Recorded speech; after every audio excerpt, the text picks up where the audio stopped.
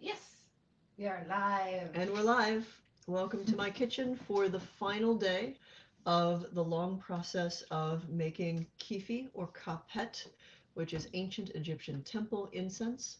The recipe we're working from is the one that appears, known as Edfu 1, that appears on the walls of the laboratory room in the temple complex at Edfu in Egypt.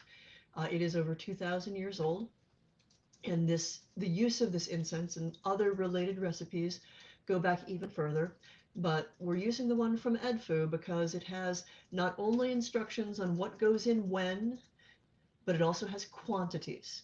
And although a fair amount of math was required to take the quantities from, like, we are bulk making this incense for the whole temple to use, down to about 150th of those measurements, to something that's workable in a kitchen. We are at the final stage where you get to watch me grind up some frankincense, melt it into molten honey, add the honey to our Kifi mash that has been sitting here percolating for 5 days, and then stir it down and stir it down until it gets it reduces. Now, the hard part is the descriptions in the ancient recipes describe, like, boil it down until it reduces by like 1/5 or 1/3, and it's a little hard to completely eyeball that. Last time, I will tell you, when I used a date base instead of a raisin base, this process took not one, not two, not even five, 7 hours. So we may be here for a while. The final ingredient that goes in when the frankincense and the honey have gone in and it's boiled down a little bit, the very last thing to get added is myrrh. And we will be using a combination of, oh, how do I pronounce this?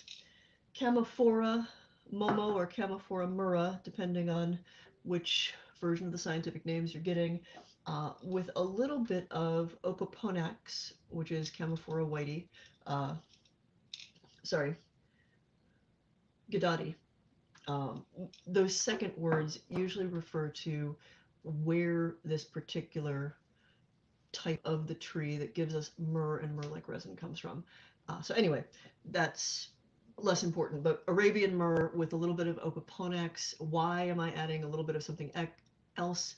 There are subsequent recipes to the one on the walls at the Temple of Edfu that specifically reference additional varieties of myrrh that we know how to identify now. So bdellium and opoponax, sometimes known as sweet myrrh, are other ones that appear. So I'm going to do a little bit of a mix this time of the myrrh to see if that also alters the scent a little bit.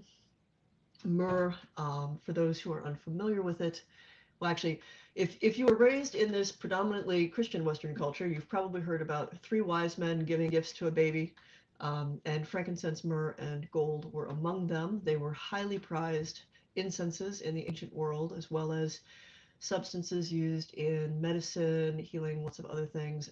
Less the gold, more the frankincense and myrrh, just to be clear. And myrrh was used in the mummification process in ancient Egypt. It was used in a lot of medical treatments. We still make use of myrrh today. It has antifungal, antibacterial, purportedly antiviral properties. Same for frankincense. So these are not simply things that have a rich and fascinating smell. They are resins that come from trees native to the region. So let me see, Yemen and Jordan and Oman, and some of them grow in India. And so, like, there's a specific region in which these trees flourish. And we get the resin, often called tears, from when the trees are damaged, when the trees are cut, they weep. So we are literally harvesting the tears of these trees that they weep out if they've been cut down to their sapwood to create a barrier over that wound. Tree scabs, really. But really nice smelling tree scabs that do lots of cool stuff. So without further ado, I need about a cup of frankincense. If you join me for the Kifi on the cheap episode, we learned that there were many different types and qualities and grades of frankincense. With Kifi on the cheap, I use the standard kind of like yellowish opaque frankincense tiers that you can find pretty much anywhere. Today, what we will be using is Boswellia sacra and the variety known as mahogany gold. It is from Wild Tree Essentials, and it has this rich amber look to it. And upon opening this, you immediately get the sweet, piney, resinous scent that is typical to frankincense. So we're gonna get a measurement here. Of approximately a cup.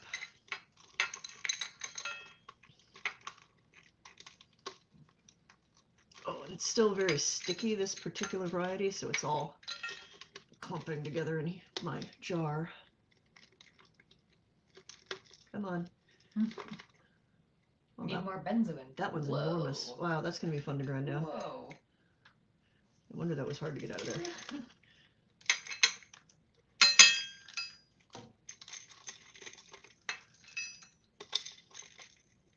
Feel free, because this is going to be a long process. Toss questions at me. You can ask about Kifi and incense making. You can ask about ancient Egypt. You want to ask me about pretty much anything else in between. I'm happy to answer questions. It helps this process. Holy moly. Okay. Oh my gosh. That one still has chunks of the tree attached to it, so that's going to have some lovely scent to it. I'm a little concerned about being able to, like, guarantee that that's a measurement. Oh, here's the question. Are you going to write a recipe book for the Kifi? Oh, yeah. I've been keeping extensive notes on this entire process. And to me, making Kifi, because this is the second time I've made the full recipe from scratch as it appears and has been put back together from the temple. These are the field work. This is the research. I didn't feel comfortable or confident in just writing a book, in doing research without also making it. So this you are helping and witnessing a very important part of research, which is, does this actually work? What does it smell like when it's done? Okay. I think I can turn that up a little bit. Someone was asking, what is your favorite variety? Possibly of myrrh? But of myrrh, yeah, of myrrh, the Arabian myrrh, or the stuff that is marketed as Arabian myrrh, it's mainly from Yemen, at least currently. I like that one the best, although I will say myrrh is not my favorite scent. It's a very bitter. Some people say it smells like anise. It smells like myrrh. It's got a sharpness and a bitterness and a little bit of a resiny sweetness that's kind of, it's not really pine. I don't know, it's if you took pine and maple syrup and aged it a while, like, you might get some of the undertone that myrrh has. Yummy. You said maple syrup. Yeah. As frankincense goes, I have to say that this mahogany gold so far has been my favorite. And I bought, just part of the recreation has been, can I get ingredients that are harvested from places as close to where the ancient Egyptians themselves would have had them harvested? And there's a lot of reasons for that. It's got not just to do with the genus and species of the plant, but also the environment in which it grows, a number of other factors. I mean, climate. If you've ever had a strawberry that you just plucked out of a field where it was growing naturally versus a hothouse strawberry, you know that there's a difference in the way it tastes and the way it grows.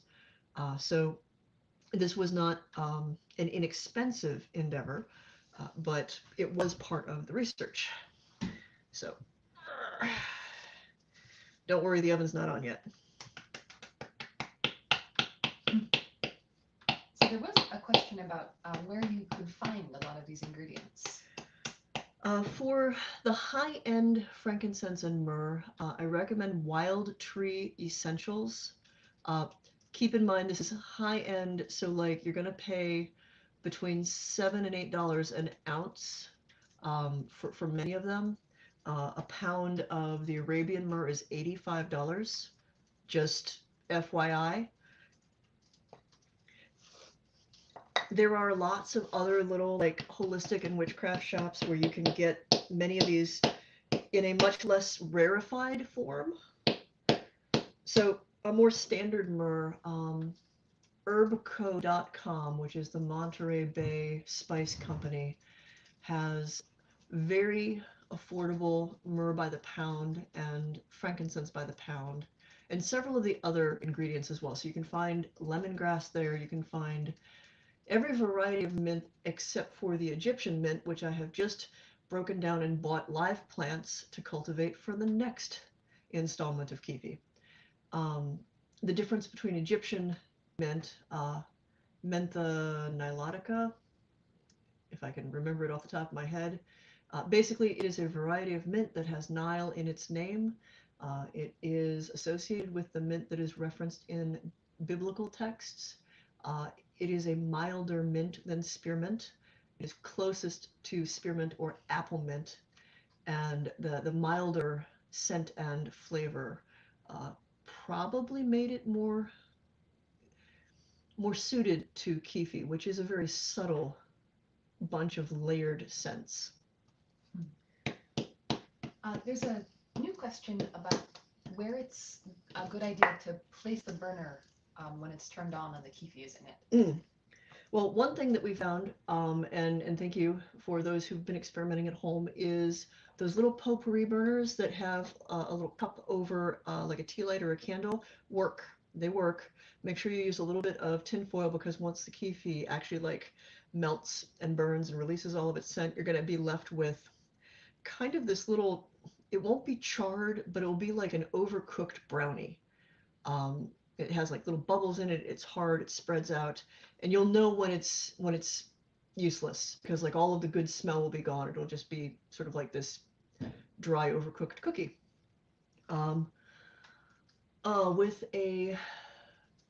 With a charcoal, the main thing is do not put the incense directly on the charcoal. There have been a couple of helpful folks chiming in where the suggestion is if you're using a self-lighting charcoal, let it burn down so it's not red hot. Let it burn down so it's mostly ash. You can still feel the heat over it, but it's not like so hot that like putting your hand near it is like kind of painful.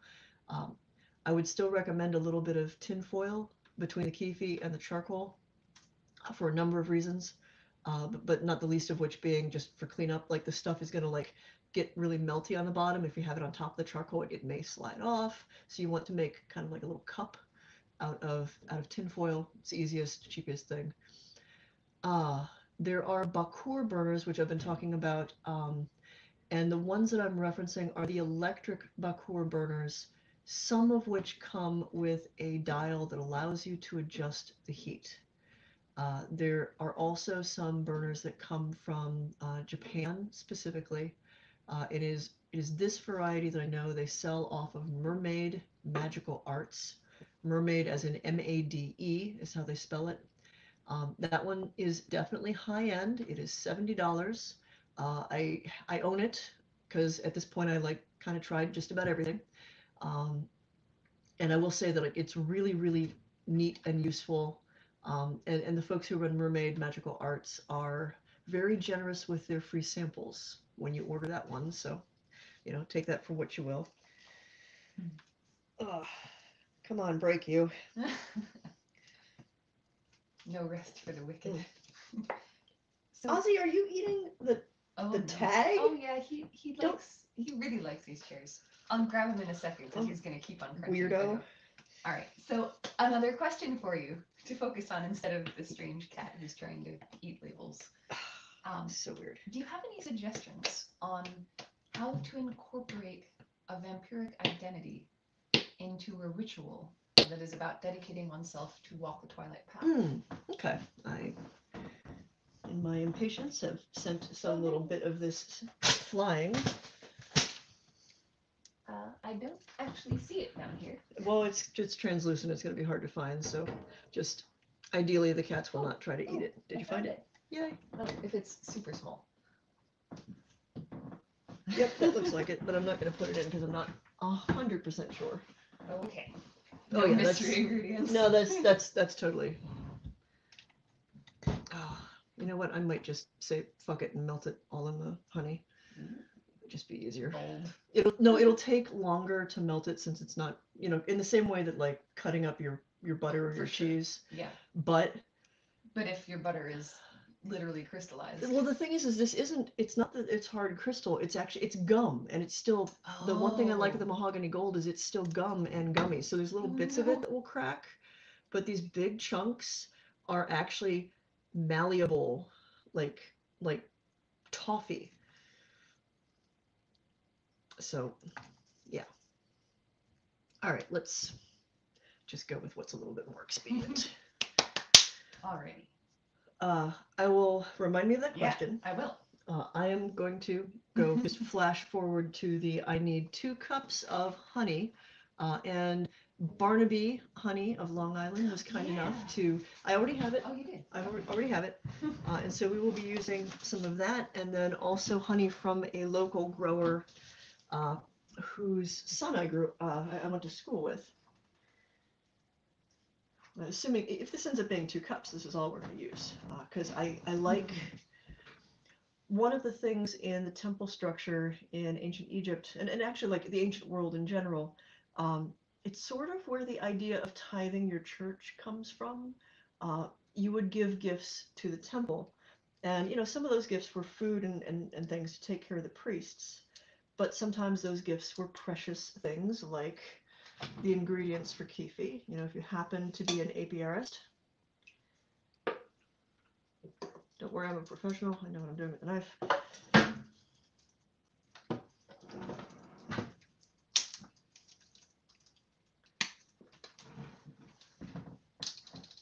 Right.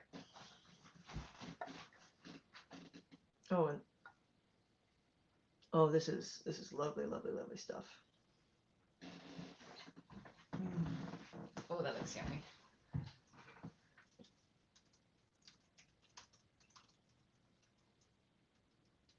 It's about a cup.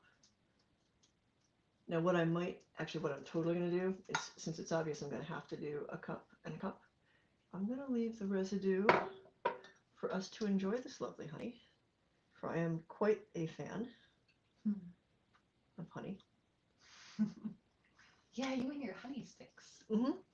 It's just, well, first of all, it's good if you've got allergies, especially if it's local stuff. It helps. Anyway, so there is the better part of Barnaby's honey, and thank you again for that. That was a lovely gift.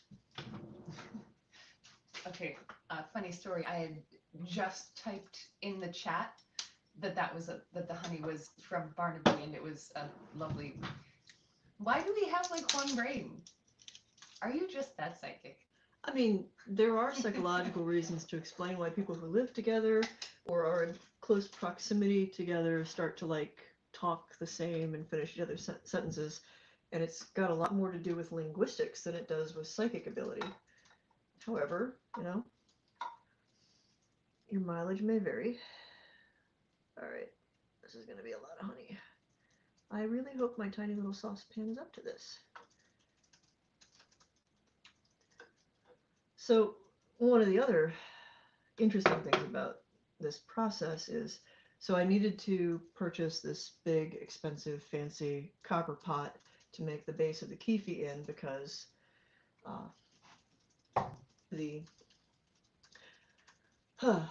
the chemical reactions that copper has while cooking, especially with things that are high sugar content, its ability to heat convection, that's the word. It's been a long week, guys. Anyway, the way in which it transfers heat is also really helpful and useful. Would you like a sample of this honey? Oh, sure. There's a small chance it will taste a little bit like frankincense, but that's fine. The only people who should not be exposed too extensively to eating and whatnot with frankincense would be pregnant or nursing women, just as an FYI. That is good to know. Yeah. Okay. Having measured a cup of honey. Oh, good. This will work just fine. Yay. Only thing is, making sure that all of the honey makes it back in.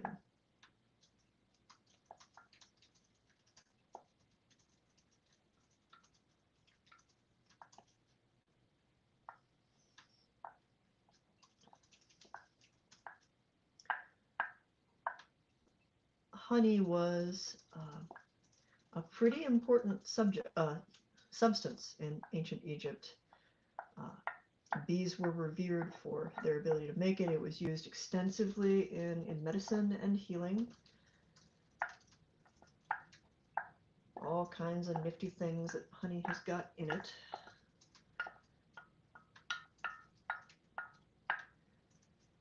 This is one of those moments where I'm like, I don't want to talk out of my ass, but if I remember correctly, the glyph for bee is in at least one of the glyphs for pharaoh. Anyway, it's been a long time since I had any formal education on hieroglyphs. We had a little Egyptology club in college that lasted for all of, I think, 2 semesters before we got too busy. So there's a couple of questions you might be able to take while you're doing the recipe gathering that are lighter than the... Yeah, because that one's going to take a little bit more brain power. Like that's a good stirring question. Okay, we'll come back to that question. Yes, please do not let me forget it. I saw it come up, and I've been chewing on it to kind of figure out, like, what's the best way to do that. So there's a question about what if you were vegan? Is there anything in the Kifi that, I mean, honey, clearly. Yeah, honey is the only thing that would not be vegan. The only problem is I do not see a way to replace honey in this particular recipe. It's an integral part of its, not only its scent, but also how it comes together and solidifies. Like it is a very important part of these last couple of steps. So this is unfortunately not a vegan recipe.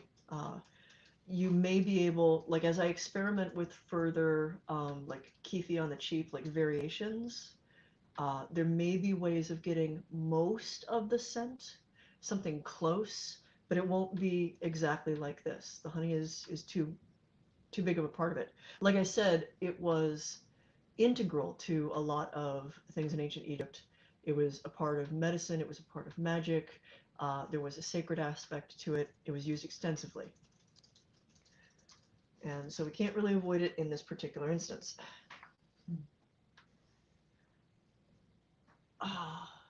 Okay. If I were trying any alternative at all, it would be date syrup. And that would also be in keeping with a lot of the ancient ingredients. Date syrup is often used as a vegan replacement for honey. It does have a high enough sugar content. You won't be invoking the sort of same energy that they were with honey. I think that there are some things that you're going to be missing, but if you absolutely needed to replace honey with something, I would try date syrup. I have not worked with date syrup myself yet in this recipe, so I can't say for sure what the effects will be like. If it like makes your Kifi a little too sticky, or if it makes it too thick, or what. But that would be the go-to. People are curious where you learned all this about Kifi. So last year, we were having a conversation. Myself, Kat Rogers, some other folks in House Kefir, we were talking about past life stuff, memory work, memory triggers, and there was a bunch of stuff I did in college. Part of my undergraduate degree is in psychology, in case you couldn't tell. And one of the like key classes that like really stuck with me was sensation and perception. We did a lot of experiments about sensation and how we process different sensations, but also how sensations are linked with memory in one instance. And particularly, scent is known to be an incredible memory trigger. And it hits us on a profound level. There's a lot of theories for why, but suffice to say, scent is a memory trigger. So this conversation led to what if we could recreate some of the scents from the time periods people think they have connections to.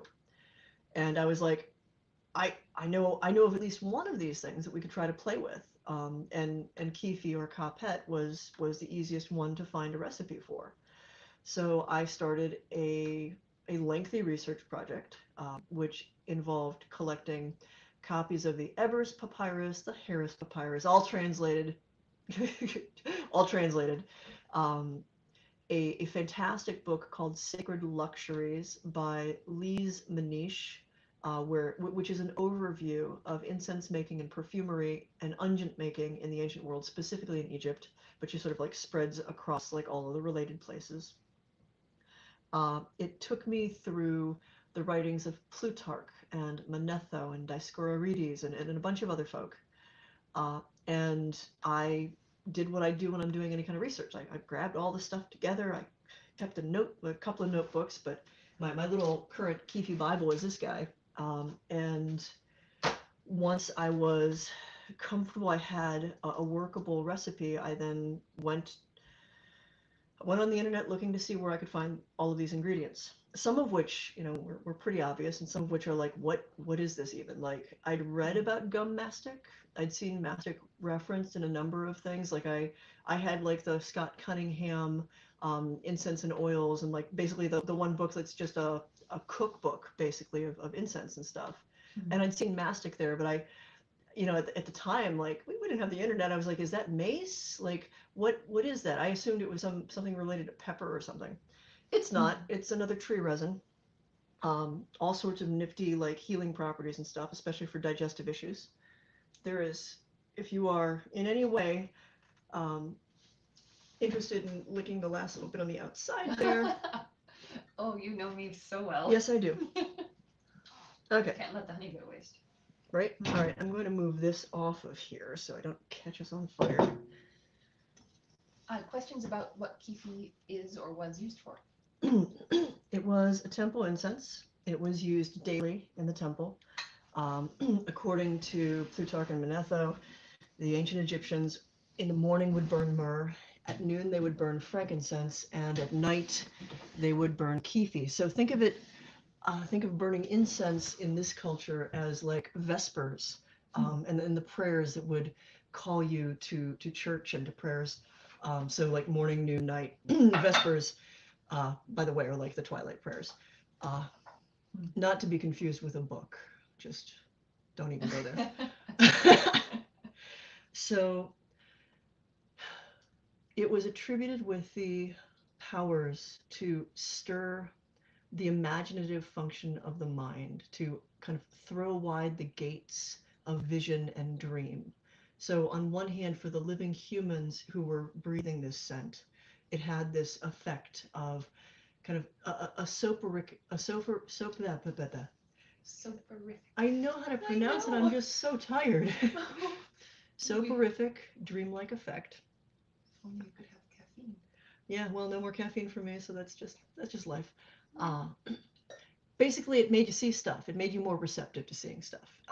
And because it kind of opened those gates, it also made spirits and various powers and the gods more able to come through. So it's, from everything I've read, kind of a gatekeeping scent.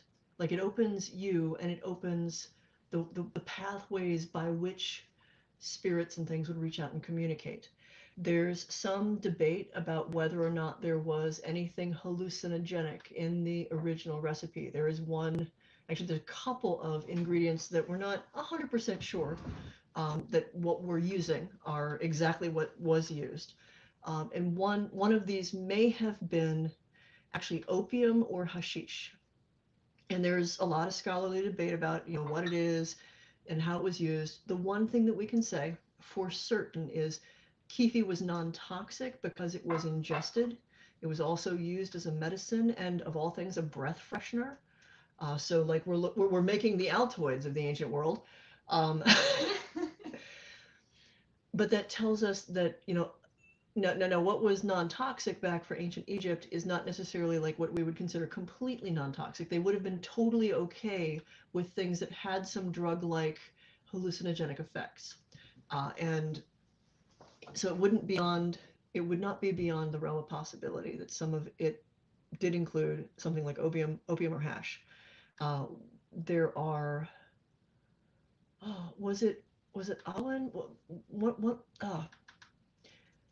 Recently somebody had, actually I think it's one of the history things I follow on Twitter, just sort of like randomly posted a picture from a tomb, not Egyptian, but from like the later Hellenic time period, and it's Aphrodite reclining, and she's smoking from a hookah, and there's incense and everything, and the indication is that there's wine, that she's drinking wine mixed with opium, which was common, that opium was mixed in with the incense, which was not uncommon, and so like there's a very different attitude towards certain of these ingredients. Obviously, my Kifi does not include opium. It doesn't even have poppy seeds in it. So instead of opium or hash for that ingredient, this particular Kifi has nothing in it that is hallucinogenic that we are aware of. It's just, mainly frankincense, myrrh, let's see, lemongrass and mint, and I could probably recite the whole recipe by memory at this point. Cyperus grass, aspalathos, cinnamon, missing a couple of things, of course. Labdanum, galbanum. Well, that depends. Like those are variations. I did not include the labdanum or galbanum in this one, although I was thinking about getting a little bit of labdanum. It's a day. Yeah. I was thinking about putting a little labdanum in the honey with the frankincense. Okay. Because that's, yeah, I might send you downstairs to the apothecary cabinet to do that. Okay. Well, I don't want to do this over this heater because that heater is just a pain in the butt. Because it's just going to be here. All right, I'm going to scoot just a bit to use that one. And while I'm here, I'm going to put the Kifi on the other one. Yeah, okay, so I want to go back to how to integrate, any identity, not just a vampiric identity. I will address the vampiric identity because I know the person in question is going to do a self-dedication. And self-dedications, Scott Cunningham, who I already had mentioned, basically democratized Wicca and witchcraft, but Wicca specifically as a branch of witchcraft, by creating the solitary witch and allowing people to initiate themselves. Prior to that, you pretty much had to find people. The onus was that someone in authority, someone who was official or trained, had to initiate you in order for you to have the right and the wherewithal to do magic, to call yourself a witch or a Wiccan.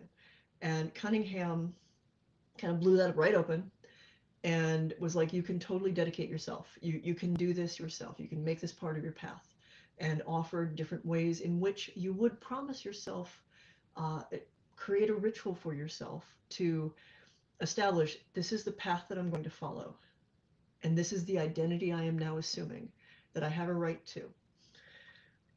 With that in mind, it can be applied to pretty much anything, especially in terms of magical or mystical identities. So the vampire, I know, is sort of a weird word for some people, but it's really no different than witch in the sense that it draws upon a wealth of mythic and folkloric imagery that creates an archetype in our modern imagination.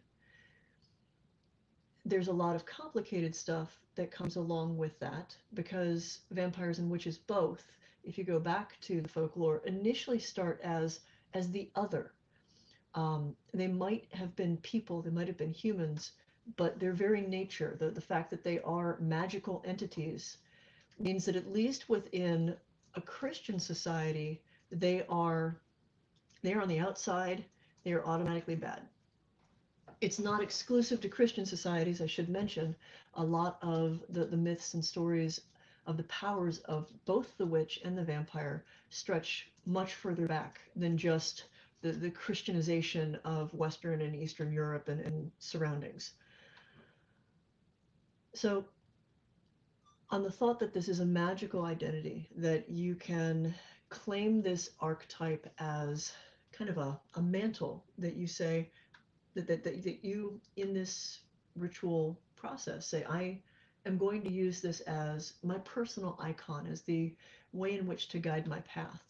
It makes a lot more sense, I think, for folks with witch, simply because it's been so widely practiced and normalized at this point. Thank you, Joss Whedon and Buffy, really, because as much as mythology and folklore and pop culture help to establish these archetypes that then inspire magical identities, it's the revisioning of those archetypes in new forms of pop culture where we start to see that the witch can be a friendly person. It's not that there aren't stories that where that doesn't exist. Like that exists in some of the stories. You have good witches, you have bad witches. You actually even have in folklore vampires that are helpful. Like the thing is what you get to see most in books and movies and everything else that we are exposed to, our modern mythology. For the most part, these figures are still put forth as these intimidating others. So I don't want to get too sidetracked from this because this is a pretty important topic to think about.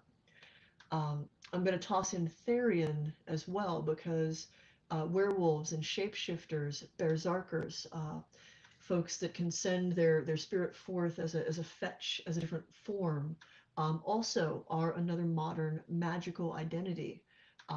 And I won't get into the particulars of are you born that way or can you adopt it, because I think both. Like you can be born with these qualities and then there's a point where you say, this is my path.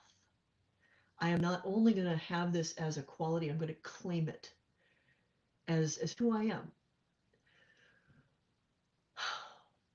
And really, that's the simple way to do it. Think about what the identity means to you.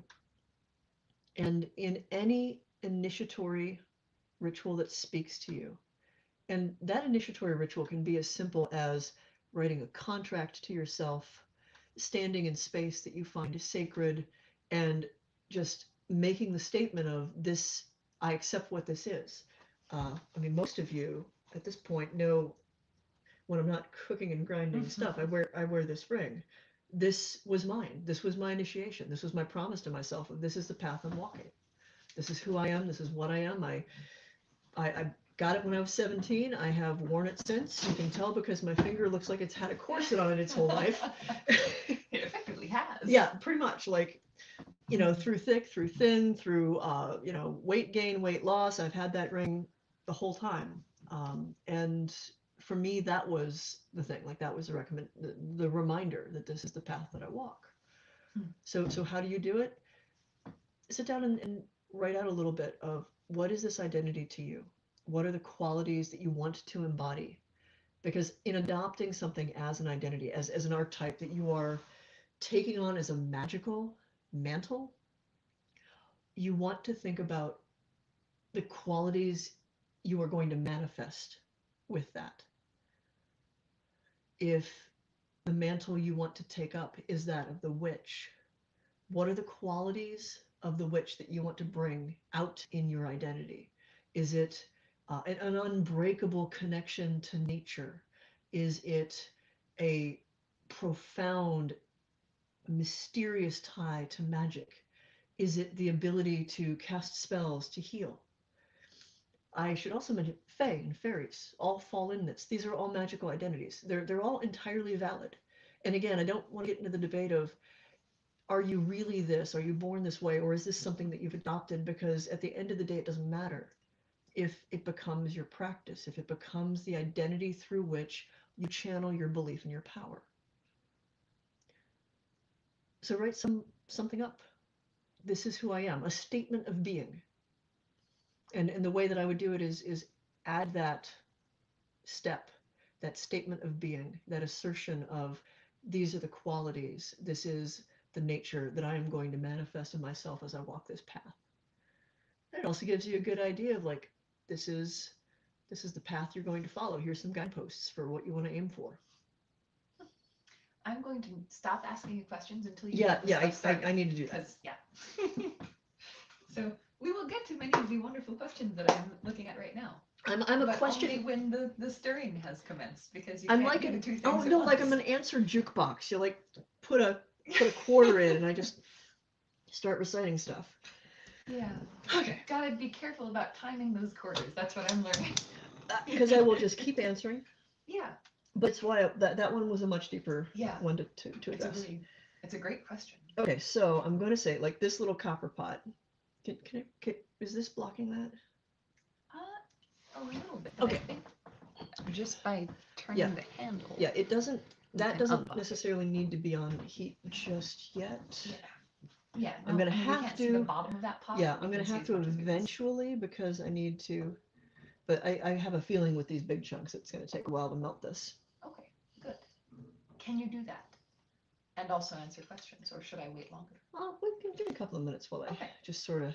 You got it. Get my frankincense groove on here. It's going to smell heavenly in here once this process starts. Yeah, people have been mentioning how awesome it would be to have smell-o-vision. I wish we had that now, because this kitchen is the only place I want to be. Okay, so I'm gonna try a thing that I don't know that this will work. Kind of inspired by the Newkirks and some of the sigil work that they do. I'm going to see if I can just try to share some of the experience, some of the feel, as things get, like, as I work with this. I'm not going to do it just yet. If you couldn't tell, I'm a little frazzled. I love you all. The live streams have been fantastic, but you have kept us hopping with book orders. Like, it's been nonstop. This is true. And then, like, the series that starts tomorrow. So I've got a lot of stuff, like, all kind of percolating in my head. And it's been wonderful and lovely and intense.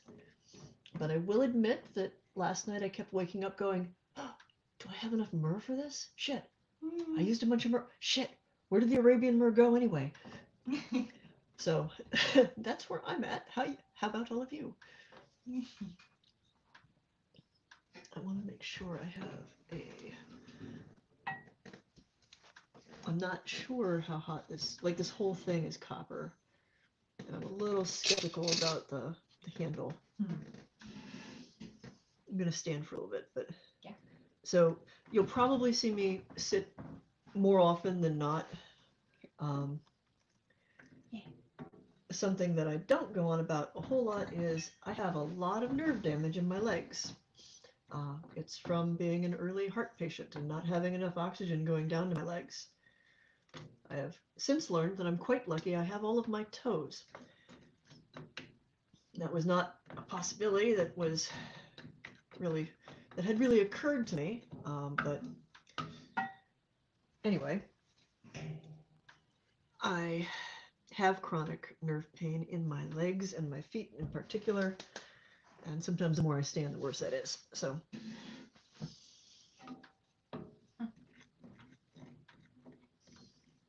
I mean, to me, it's just cost of living. I'm alive. That's right. Some of the parts work as intended, and some of them I just kind of work around.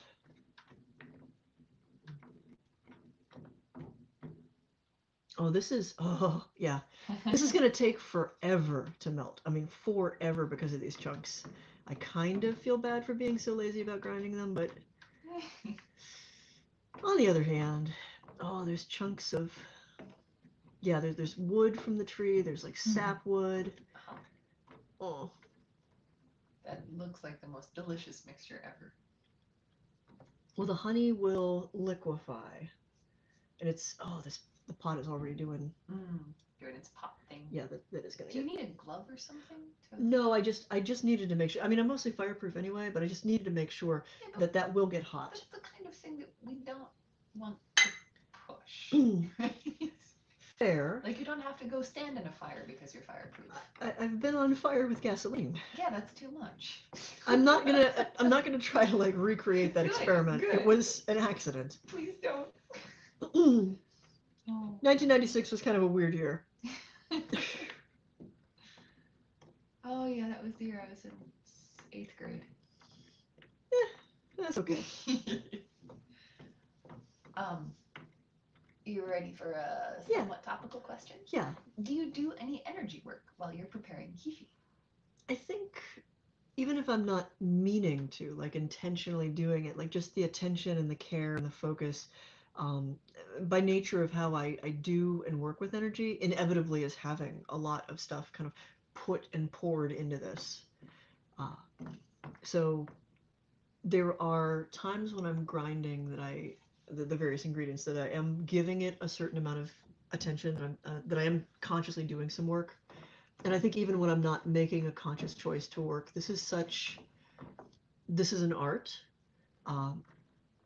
And whenever I'm crafting something, making something, like there's a lot that goes into it. So yeah, there's definitely layers of stuff. Cool. And more on the topic of psychic abilities, do you believe that everyone has abilities, just some are born more aware than others? I think that the majority of people have abilities, but I also acknowledge that just like some people are born colorblind, and maybe some people are born with no eyes at all, there are instances, more rare than I think we realize, where people are missing at least some of the ability to perceive this. But most people have some level of perception, and I think that it is a natural human state to have these perceptions. The trick is, they're actually so normal. They're actually such a fundamental part of our experience of the world that unless they are hypersensitive, unless there are experiences that we are almost overwhelmed by, we don't ever think about all of the extra information coming in. We simply process it and react to it. So a lot of developing your psychic abilities really comes down to bringing into consciousness what you are already experiencing, becoming aware of it. And that's honestly the hard part. Like, that's where a lot of the work comes in, of like just learning to pay attention to like the space between your temples.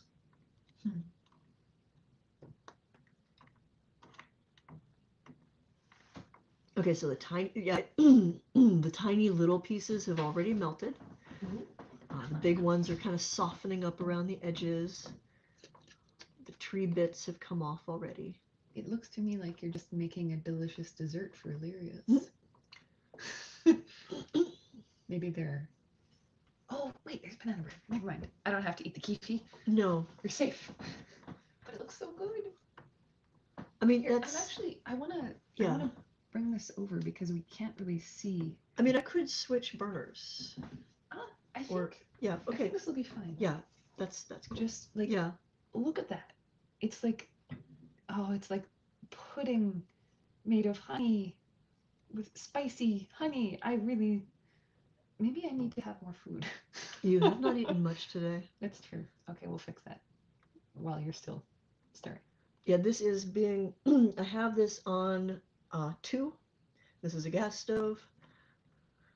I think 2 is going to be good. I have a candy thermometer if I end up wanting to get that fancy, but I'd rather eyeball it. So what's the process once that all melts? Do you pour the little copper pot into as this starts to get meltier, I'm going to put low heat on this and start to warm this up. Okay, cool. So you'll be double stirring for a while. Yes. And since this has sucked up all of the wine, there's really not a whole lot of like loose fluid in it anymore. It's why I'm waiting a bit to put the heat on. Gotcha. And you can see, if you see the edges here, that's some of the copper doing copper things. Oh, interesting. Yeah, where it's all stuck. Yep. Very cool. All right. Oxidizing. Back to our little perch here.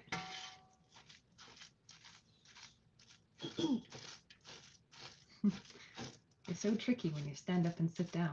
You get to be different heights. Sorry. It's fine. I'm trying to like keep my legs like at a wider stance so I'm not out of frame. Emma's asking, do you have to be careful not to burn the honey? Yes, and then that's the trick. Guzzle. Oh. Oh, I just got like a snoot full of Oh no. of frankincense oils as they're like coming out of this, and they're very strong. Do you need tissues? Nope, I'm good. Okay. My sinuses are adjusting. Whoa. Oh my gosh. You have to be careful not to burn or scorch the honey. The goal with the heat is to slowly heat it so that the honey liquefies and so that the frankincense liquefies into the honey. With this stage, we're not trying to like boil it so it hardens just yet. Like it will thicken. And once it's thickened, it goes in here. Or at least once it starts to thicken just a little bit. And then the really tricky part is then we stir in here and we just keep stirring until that starts to thicken and like really kind of go from something we can it's a lot like candy making. Yeah. Here we go. I'm gonna get more of your head in this picture. Okay. There we go. Sorry. You don't have to slouch. You're fine. Oh, okay. I can slouch. Yeah. I mean, yes, you can, but Actually, let me. Well, it is not required that okay. you slouch. and I'll let you know before like my legs are pins and needles. So. Question from an empath. Yeah. So I'm an empath that has trouble grounding myself and shutting out others. Do you have any suggestions? So, for most folks who are empaths, and this goes for vampires who are kind of the other side of the coin, like for both this type of psychic, because psychic vampires are a type of psychic, it is integral to the way in which you interact with energy and emotion and the people around you to have a cycle, to have an exchange going. This is true for empaths and true for vampires. The problem for empaths is exchanging like that drains them, makes them feel like they're being, sucked dry, overwhelmed, etc. With vampires, if they cut it off. Anyway, so instead of hard shielding, consider filtering. Consider the image I've given to people before is to think about like veils or curtains that you have like layers of, and they're translucent, and you can peek through some of them, or you can pull many of them shut, depending on how loud the world is or how overwhelming it might be. So rather than like trying to cut yourself off entirely, what's the matter? Nothing. Okay. I'm just trying to put myself in a place where you can look at both me and. Oh, sorry. Yeah. Am I just like? looked I uncomfortable. do work in TV. You can just say, Michelle, point your face there. That's where your audience is. Like that's part of my job. I'm cozy over here now. Okay. My computer is literally sitting on our toaster. Oh. Oh, if you want to bring it over, like it's starting to do one of the things yeah. that it's starting to. Here we go. Going for a ride. Okay, so see how it's getting a little frothy? Ooh, yeah. So these bubbles are. Oh, that honey looks like it's thickening too. Yeah. I mean, I guess it would have to for all the stuff that's going. Oh my god, that looks so good. I still haven't fooded. Must fix. But I'm gonna need all of these big chunks to melt Mhm. before they go in the Kifi mash. Gotcha. So you gotta spread themselves around. Yes, it has to be spread evenly. Gotcha. Okey-dokes. Actually, while we're over here, I'm gonna show everybody our little little filming setup right now because it's pretty funny. You all have been sitting on top of that beautiful onyx square box lamp, which is from Albuquerque. And there's my little computer on the toaster, just like I told you. And there's that nice little Jabra puck that Michelle swears by. Making all this sound come out right. Yeah, seriously, I felt bad because like I bought that like high-end Apogee iPhone thing, and it's just I have not had a good experience with it. Maybe it's good for recording music, but that is about it. And I haven't tried recording music with it. But this little teleconferencing puck, which was Yeah. half the price and then some. Fantastic. So someone is asking, do you have to use a copper pot or could you use stainless steel? Would it change the chemistry of the Kifi? It will change the chemistry to some extent. In all of the ancient stuff, like copper is what they are suggesting. Now, part of it is just, this is a tricky process in terms of heating stuff. We will still, in culinary work, use copper pots when making like high sugar things and meringues. Actually, it's one of the only places that you can still get copper pots that are unlined. Are like, Williams, Sonoma, and places that are selling them to you for candy making. There's a dessert called a Sabaglione, I think. I'm murdering it, I'm sure. But because of like both egg whites and high sugar content things cook up better in these. I have made like that Kifi on the cheap. I was like, well, what if you don't have a copper pot? Because most people aren't going to. Let me be clear. This was after shipping over $300. This was on sale $140. So this is not something that everybody's going to have access to. Yes, a plain steel pot works well enough. It's a lot harder to clean afterwards. I learned that real quick. And you have to be very watchful of the temperature. With my copper pot, I can set it at 2 and just kind of keep going. With the stainless steel pot, I found myself kind of adjusting the temperature on the regular because it would get too hot and it would get not hot enough. And so there's a little bit more work that goes into it if you are not using a copper pot. But I also understand why not everyone's going to be able to. This is, I get very serious about my research if you weren't aware from things like the Dictionary of Demons. And so I do go on these sprees. This is where like my spare cash goes is, I guess I need a copper pot now.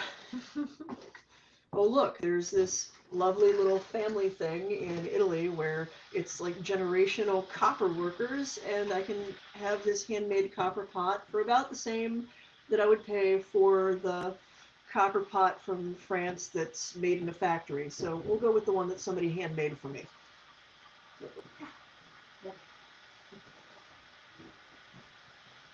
Gary suggested you needed coffee, and I did my best to explain that caffeine Yeah. is Can't do a caffeine no-no. anymore. It's so, all right, I know, hopefully it's so this sad. isn't going to over.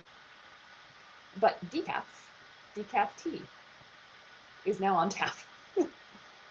Oh yeah. Yeah. It's really bubbling up. Well, What would you think about putting little spoonfuls of it, like already taking into some this out? stuff. Like a ladle, maybe? Well, it's got, if you notice. Oh yeah. Well, that's I convenient. think as long as I'm stirring it, I should be okay. Okay. Sounds good. Double indeed. Like I said, today was going to be really time and attention intensive. But this foaming, this is exactly what it's supposed to be doing. Mm. And if you notice as I'm pulling stuff out, like most of these are gone now. Like it's those big chunks That's awesome. are just slowly turning into much less big chunks. So, do you believe it's possible to inherit psychic abilities? Yes. Oh my goodness. Yes. I won the lottery. If you want to, yes. There's a lot of anecdotal evidence that abilities run in families and different types of abilities run in families. And I happen to come from a family where other abilities run in the family as well. Musical talent. And so like the Belanger line, music, perfect pitch. So the singing voices that we all have, or at least that most of us inherited. I don't know that Aunt Kathy had as much of a singing voice. Just judging by her speaking voice, I'm not sure. I will say I never heard her sing. So I come from a family where a number of talents were known to kind of run in the line, and psychic ability happened to be one of them. And on the Irish side, with my grandma, whose maiden name was Mahoney, same deal, although in that case it was more second sight, and things that, like in Irish lore, had some interesting, like, kind of pre-packaged ideas of how some of these things worked and where they came from. I mean, interestingly, if you do some of, like, the genealogical research, a number of the French family lines claim some kind of supernatural heritage at some point in the distant past to explain where their abilities come from. And it was a fairly common thing also for nobility back in the day to claim that there was, like, the fairy Melisandre, or in one case a being called a Quinatar, who was basically a sea maiden, that families were unusual and unique because there was some other blood in there, something else, and that their abilities and their qualities were passed down because of that. Some ancient forebear. Now, was that talking about a literal experience, or was that kind of a mythologized explanation for why they were other, they stood out? No way to know for sure. So, had you ever, I don't know if you've even had, well, okay, let me just ask the question. Okay, yeah, ask the question, I'll see what I can do with it. Have you noticed a difference in the level of psychic abilities between those who have known all their lives that they were psychic and those who came to the realization that they had abilities later in life? Less a measure in, like, their level of ability and more the difference between, so a couple of you have noticed I'm ambidextrous, but I was trained to write with my right hand. I can write with my left hand, but I have been writing with my right hand my entire life, and thus the musculature and, like, all of the muscle memory is here. So the practice is here. It looks like I write better with this hand simply because this hand has had more practice with doing the act of writing. And I would hazard to say that the same is going to be observable with someone who has been aware of psychic abilities their whole life and working to hone them and manage them and kind of navigate how they work, versus someone who, for one reason or another, had them suppressed or shut off and is just beginning to bring them forward. It's not that your abilities are any less intense than anyone else's. It's that the practice isn't there. You don't have the muscle and the endurance built up. Something that I end up having to, like, drive home for any of my students who start to, like, really dive into the energy work practice that I teach. It's a little bit like running a marathon. If you are going to be doing, like, energy healing, long distance work, any of the more, for lack of a better term, advanced techniques, you need to build yourself up to that so you can sustain it without wearing yourself out. And there are psychic experiences that are the equivalent of heavy lifting. I wouldn't expect someone who had just become aware of their psychic abilities to be able to go into a house and do, like, the walkthroughs that I do, not because I don't think they can perceive stuff, but because the level of keeping yourself open and aware, the level of processing all that information, letting it come into you and, like, pick through it, is exhausting. And unless you have done it often enough that you know how to manage your energy, you know where your limits are, you know when to tap out because it's too much, you're probably just going to go in, try to do it, and then feel like shit. And if you don't really know, what's going on, you may assume that you've been attacked, because the level of exhaustion from overextending yourself is almost indistinguishable from the way you may feel if the space itself is having a negative impact on you. Yet another reason why I downplay the idea of, demons, psychic attack, all of that. It's much more frequent that, especially somebody who's sensitive, has gone into a haunted location, and that what they're experiencing, if they feel sick or dizzy or overwhelmed or like just kind of crushed by it after a while. It's much more common that they're simply overwhelmed. Like it's just too much. But it's really easy to assume, I mean, you know, it makes sense. I walked into this space, I felt these things, and then I felt sick. Therefore, the space made me sick. I mean, that's perfect logic if you don't also take into account the fact that these abilities, their work. Like, it's not just, you know, I sense something. Like, you wouldn't expect to run a mile and not be out of breath at the end if you've never run a mile before.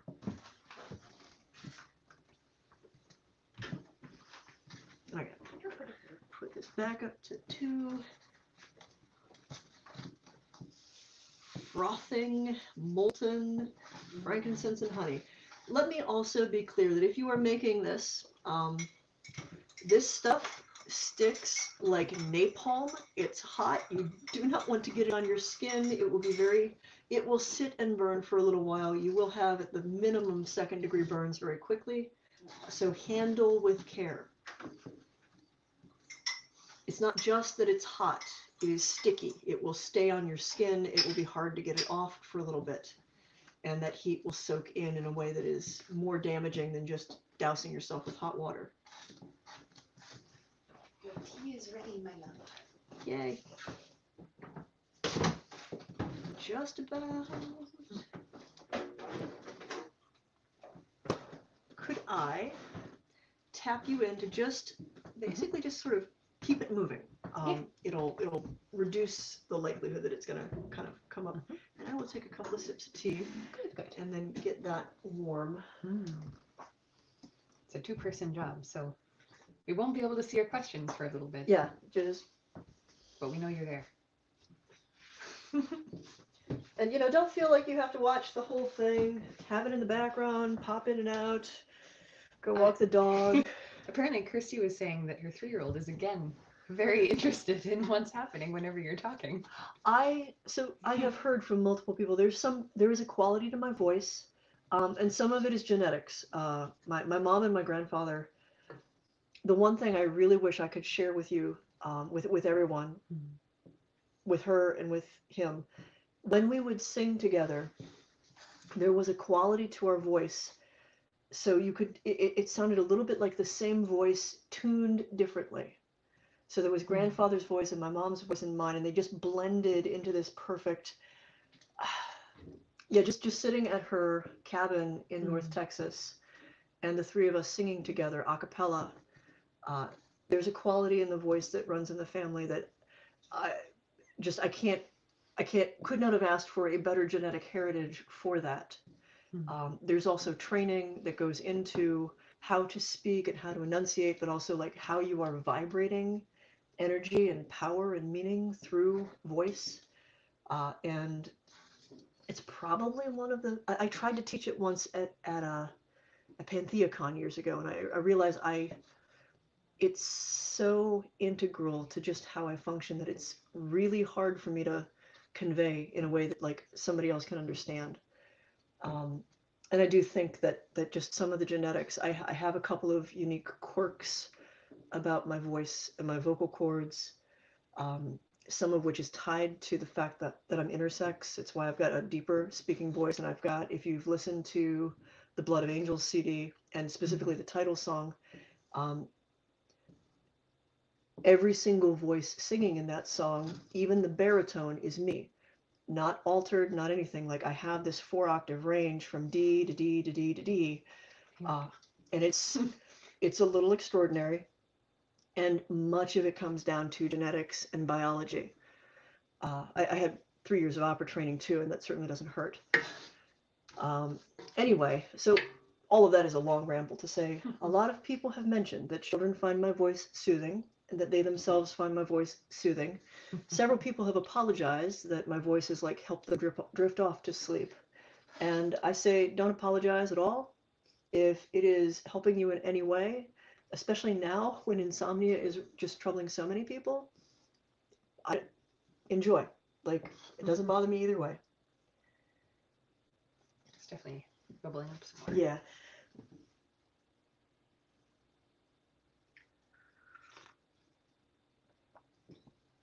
It's bubbling up fast. That's when you lift it up off of the heat. Okay. Thank you. Maybe just bring it this way. Now, keep stirring it away from... Yep. Okay. Good. Now you can have hands and I can have hands.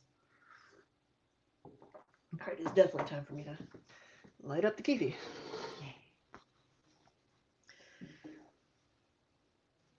No, we'll do the front one.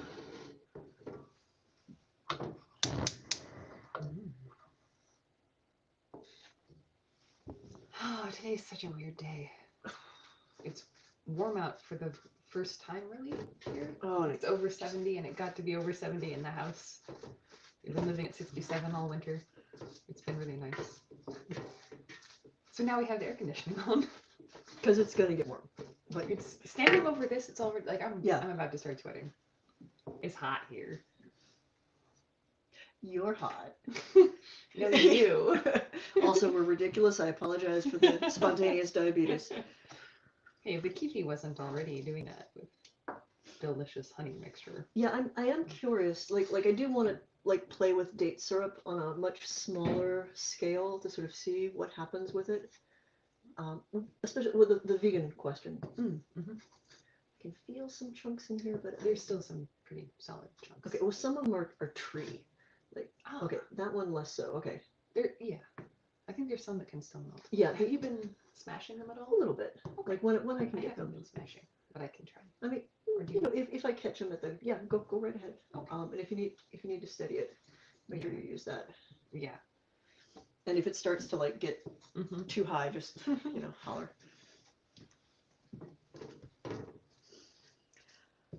Oh yeah, when I first like tried to calculate a price tag for the stuff that we were selling, I was like, that seems really steep. And then I was like, well, oh yeah, this takes kind of a lot of work. Yeah. It's more than 20 hours of prep easily. Probably more like 30 or 40 hours of prep. Plus the ingredients. Yeah, I have a hard Plus time the putting price tags on anything. Yeah, you do. I mean, it would make sense if we were in a system where like there was an organized church that there wouldn't be a price tag put on all of these things. It would be paid for slowly over time and spread out over many people. I mean, a part of me definitely defaults to what I knew for the longest time, which was being in a nice, comfortable temple structure where you didn't worry about like any of that stuff. You just did your thing. And part of the structure meant that like the people whom the temple served were the people who supported it. Less with money, like but with their medicine, with the stuff that they grew, with the stuff that they made, the artisans and the farmers, everybody, that's actually something that I think we've forgotten. But in the ancient world, the things that you gave as a sacrifice, even animals that were sacrificed at temples, you can see little bits of it in like some of the stories. There's a myth in Greek. There's a Greek myth about kind of tricking the gods into what part of the burnt sacrifice to actually agree to have. I mean, the end result is what really was going on is you were feeding the priests. You were feeding all of the people who worked at the temple. There were some things that were reserved, and they were usually the inedible parts of the animal, or the things that nobody really wanted to eat, that got left on the altar and burnt to the deities. And the rest of the animal that was, ritually killed for this was then, you were just butchering your food. Only it had more significance. It had much more significance. Now, I mean, that's not to say that it isn't, there are all sorts of cruel ways that happens. I will say that I would prefer the old approaches to modern industrialized farming and just kind of turning the slaughter of animals into a factory endeavor. At least when there's ritual, like everyone is engaged in it. Everybody understands exactly what is happening, exactly the cost of what your food is doing for you. But yeah, I realize this is bothering a couple of people in the channel, so I'm going to stop. I was gonna take things a very different direction because Please do. when you were talking about community and the way that the community comes together and supports the priests like that. I actually feel like that's what your Patreon is becoming. Like it's this wonderful community of people who are along for the ride, and they get special access. And they also they mean that we can spend more time doing this kind of thing. Well, and the thing that I really like It's is kind of amazing. it's not like you're just. I love what I have loved seeing in the past couple of weeks with the Patreon community is it is a community. It's not just people going, you know, Michelle dispensed wisdom to us and the only person we're going to listen to is Michelle, because that's not the way I like to do things. Like that's the quickest way to have me just like nope out of a group. I am not a guru. Like I have a lot of information, but I want to give it to you so that you then take it and do your own thing with it.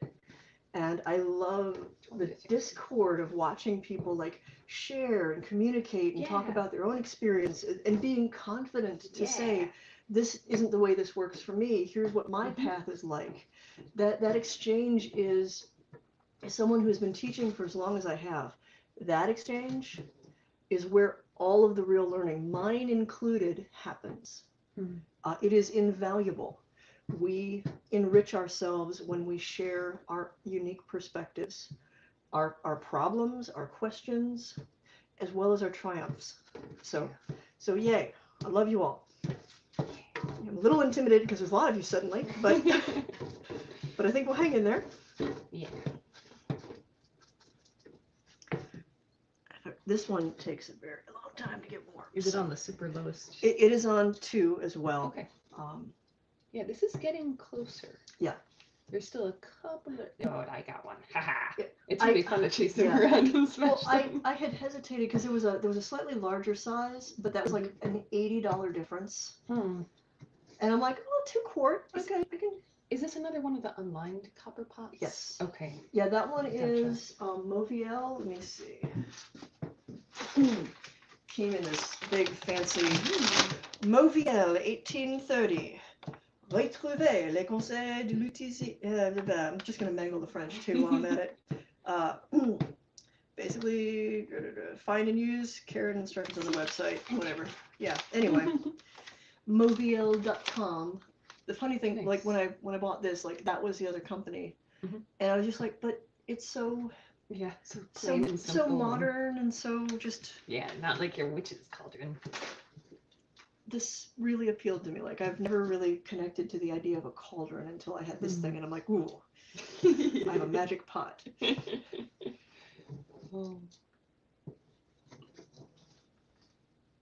Which is, to be fair, used in Italian cooking mainly for risotto, because you need to cook it for a very long time over low heat.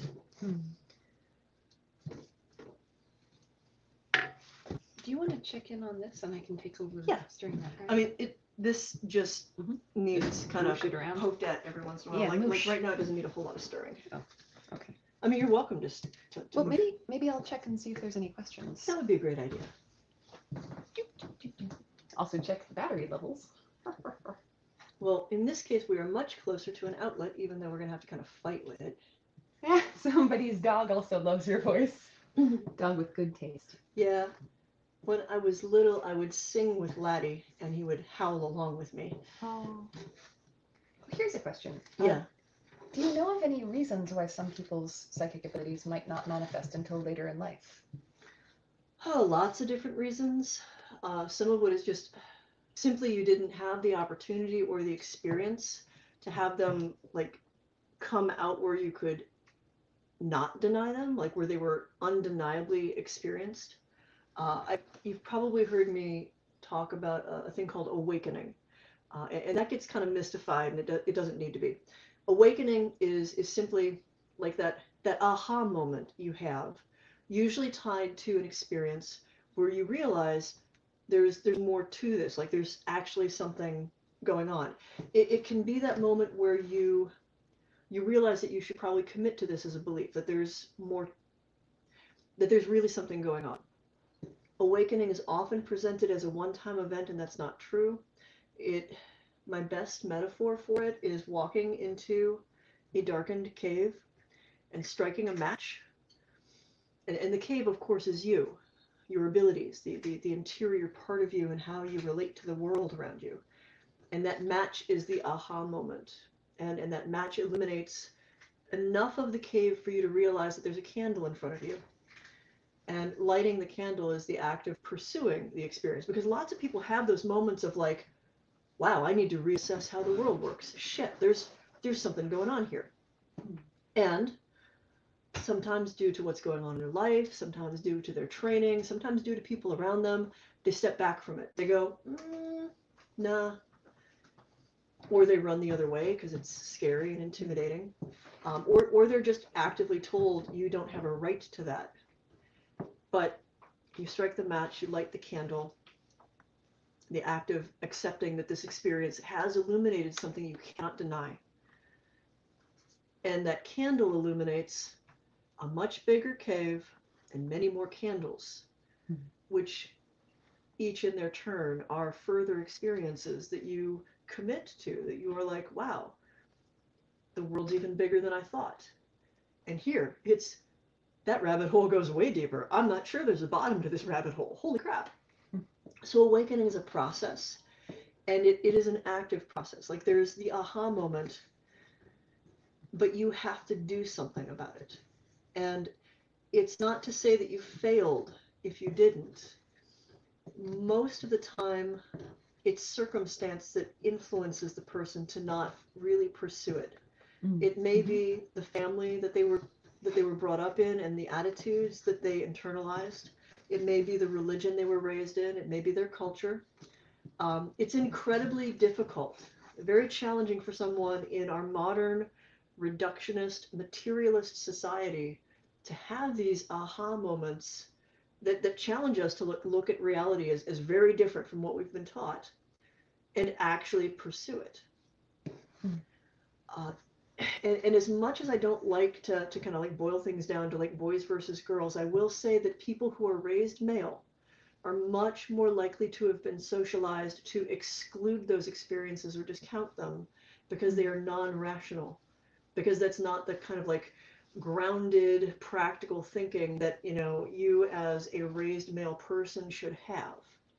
Whereas on the other hand, women are usually both allowed and also denigrated for being more emotional, more intuitive. But because we have concepts like women's intuition, and it makes it a little easier to go, yeah, but what if?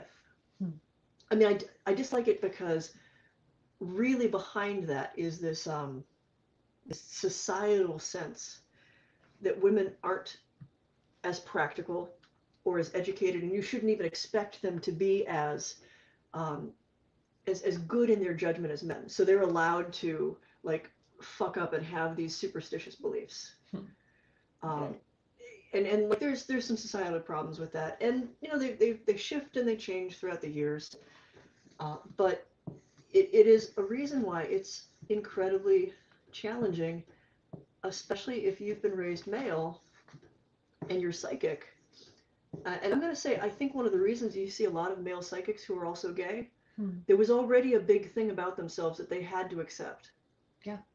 And So go, they could accept. yeah, this is, I am not what society has told me I should be. So they've already knocked down one wall. It's not that big of a stretch to go, what else is on the other side of the wall that society tried to build around me to say I must be this way? Yeah, that makes sense. Can you talk about how much our past lives might shape who we are in this life? Things like, does a traumatic death in a past life now turn into a phobia? It absolutely can. The degree to which your past lives influence your present life, there's a couple of factors. How much trauma you're carrying forward, even if it's not conscious. One of the main reasons to want to pursue past life work, like actual conscious recall, is to sort of like dig at the stuff that you think might be burdening you, the stuff that you might be carrying around without realizing it, that could influence anxieties and phobias, just predilections or things that you avoid for no reason. Not just bad stuff, like good things that you carry with you. Certain things that you're just good at. There's a fairly long-standing anecdotal assertion that Mozart was a reincarnated soul, and the proof was the fact that he was composing music at the age of 3 or 4. I forget when he wrote Twinkle Twinkle Little Star, but it was super early. And especially with like children who have extraordinary talents and knowledge that seems to defy both their age, their experience, and not to mention like what they've already been like exposed to with their family. Kids that just seem to manifest something. That for some people is proof that they lived before and they carried those abilities forward. So how much does it influence you? I feel it has a bigger influence on your life when it is unconscious, when you're not aware of it, because it's not where you can make a choice about whether you allow it to influence you or whether you choose to work past it. And that for me is the main reason to do past life work at all, to bring into consciousness the parts of your personality that shape you and affect you, and thereby affect the way in which you engage with people in the world around you, so that you can make a choice about whether you want those things to manifest in your life, or if you are going to find a way to process them differently or work around them.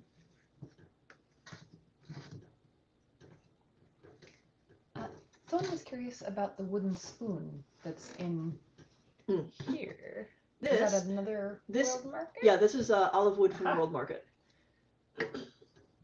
Very cool.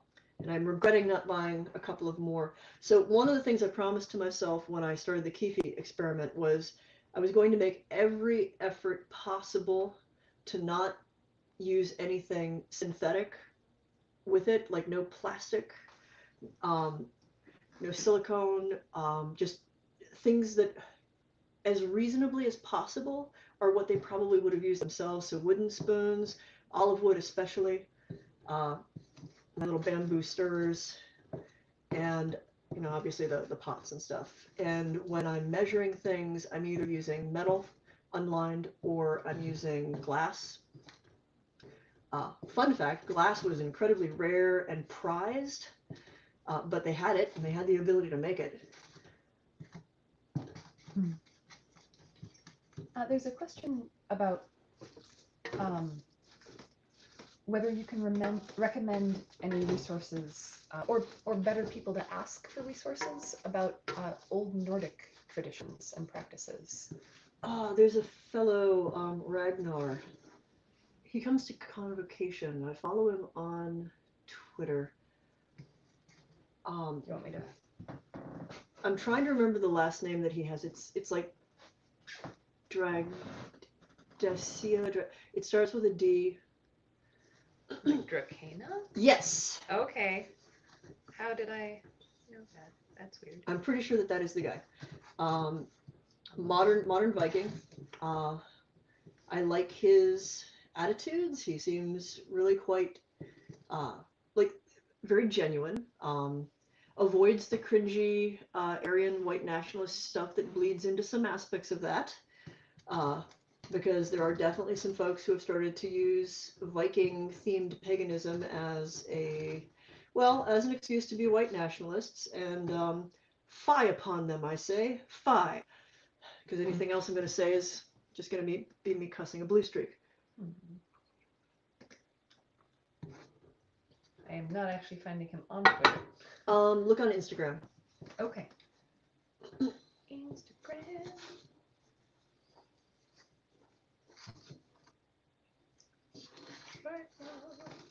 Yes. Okay. So on Instagram, I will type this in the chat. modern_Viking_Ragnar. And if his stuff doesn't appeal to you, certainly he can point you in a direction for some good resources. Like I said, I've met him in person. I've had some good conversations with him, participated in ritual with him, and I like his brain. I like his approach.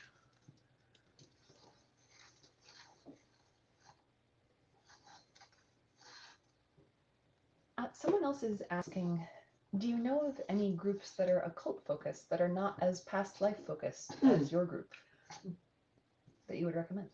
Look into Black Rose witchcraft. It depends on what you're looking for out of the occult. But Devon Hunter and Storm Fairy Wolf do some stuff with Black Rose. Althea Sebastiani. She's also on Twitter. She's got some really interesting classes. She does kind of like I don't know, think of it as like American Conjure. I declare this done. Cool. And also, would you recommend Christopher Penzak? More witchy and witchcraft, but certainly a good place to look. Phil Hine, who is active in London currently, so he is the author. He's an early chaos magic writer. Wrote the Pseudonomicon, some other really nifty stuff, and also has a really good brain. Has been doing a lot of work on tantric Buddhism, but certainly is a good place to kind of like poke around with that. Where's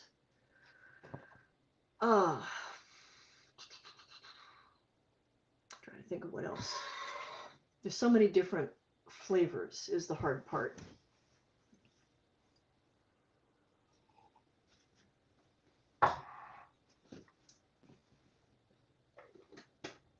Okay. Alrighty. We have melted frankincense into honey. It smells divine right now. If you're gonna ever do that psychic smell-o-vision thing.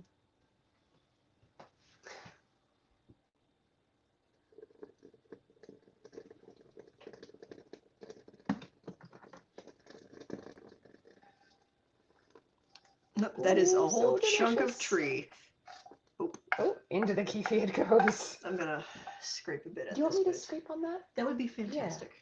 Here, okay. I'll just Yeah, put down. it's because I need to stir it in here. Sorry about that little jump there, everyone. All right. All right, if you want to move over on this This side. way. You go around that way. It's a good thing the kitchen is bigger now. I adore this kitchen, and I thank you and the great bequeathment of your forebears Yes. that provided a kitchen this awesome. This kitchen brought to you by Joyous Judy Young and Vera fucking Rubin. Save the honey. Yeah, I wouldn't recommend eating that. Just, Oh, I think no, that I'm- you, I mean, I think that you could, but the I frankincense is definitely could. pretty intense. But I feel like it belongs in the incense. Like, Oh, it does. there's easier honey to eat than this. Much easier. That looks so good. Okay, here's a good little chunk more. Yeah. Yeah, the holding to no, like no spatulas and no silicone is a little tricky because inevitably there's stuff that's just going to get lost. And that's sad. If you want to, I can do this. I was going to say, just keep chipping away at it. Oh yeah. There's still a lot in here that I can snag. As an accomplished bottom of the pot licker. You may find, and this is one of the reasons why I like the chopsticks, Oh yeah. is if you just have like the straight chopstick over around the edges, you can kind of scoop it and slurp it. And all right, I'm going to put this up to 2. And now comes the long part. Hours and hours of just letting this boil down. At this point, it is absolutely the consistency of brownie batter. And it looks just as delicious as you would expect. You know, I think where you're standing, you might actually be out of the picture. Oh. I'm gonna go check that. I'm not sure. It's Yeah, you stay where you are. okay. Oh, yeah. No, we're just looking at like your shirt, which is awesome. How would you feel about sitting on that stool? I could do that. Hey, look, I can sit on the stool like we had planned from the beginning. Oh, good, yay. My feet are not terrible, but definitely being able to put them up would be nice. Yeah. Excellent. Very good, very good. Okay, got a couple more questions. Okie doke. Do you do mentorship, specifically psychic mentorship? It's a complicated answer. I teach. Did you just? Yeah. It was only warm. Okay. It wasn't like burny. Okay. It was Careful. Just a yelp of surprise. I'm like, do, balancing all the things, but the things online aren't hot. Within House Kefir, I will occasionally serve as sponsor for people who have dedicated to that system, and in like strict one-on-one like mentorship stuff, it's usually only in the context of Kefirian teachings. What I do for psychic stuff on a broader scale is, I mean, the classes and things that I offer and live streams and whatnot. No, we're sort of trying to figure out, like, do I have the time and the spoons to sort of expand that a little bit? But I mean, I will say one of the reasons with House Kefir that we only take 1 to 2 new people every year is we're incredibly serious about making sure that they get all of the support and help that they need. And that involves assigning a sponsor to each new dedicant. And that's a fairly significant commitment of time, energy, and work. And even then, I worry that I don't do it as much as I should because I'm kind of an introvert. Okay, not kind of.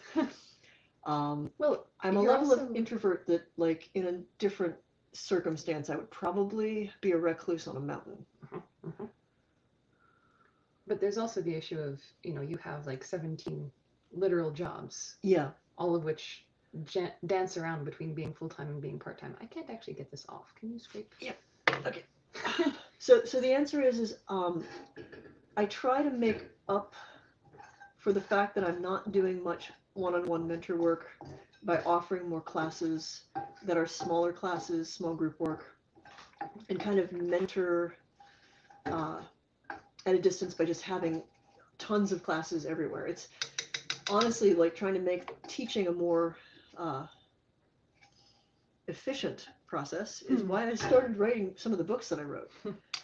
Because like the Psychic Energy Codex was based off of the classes and workshops I'd been running, and I just got tired of having somebody email me asking me, and basically I was typing out the exact same answer every time with all of these individual emails, and I'm like, screw it, it's all going into a book.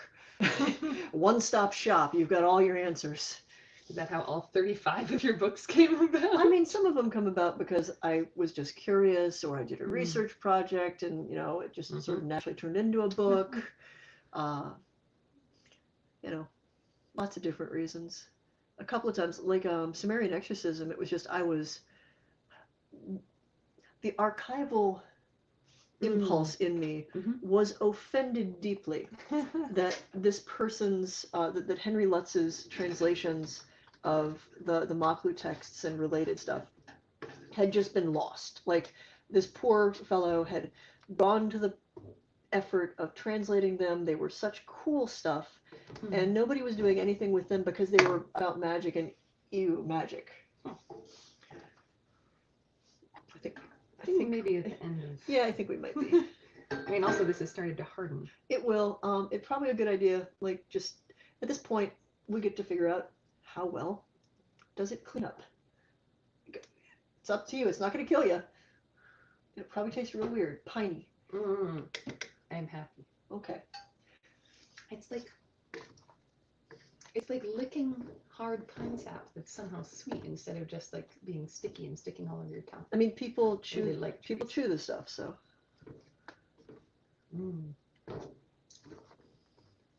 I could definitely see it as a breath mint, actually. It's very pervasive. I think 2 licks was good. Do not recommend in large quantity.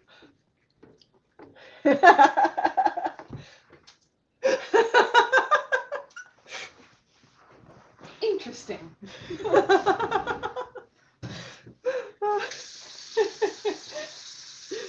I know for a fact it's non-toxic, so you're good.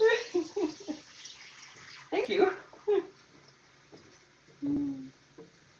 And, you know, you're not pregnant or nursing, so everything's fine. Nope. Safe on that front.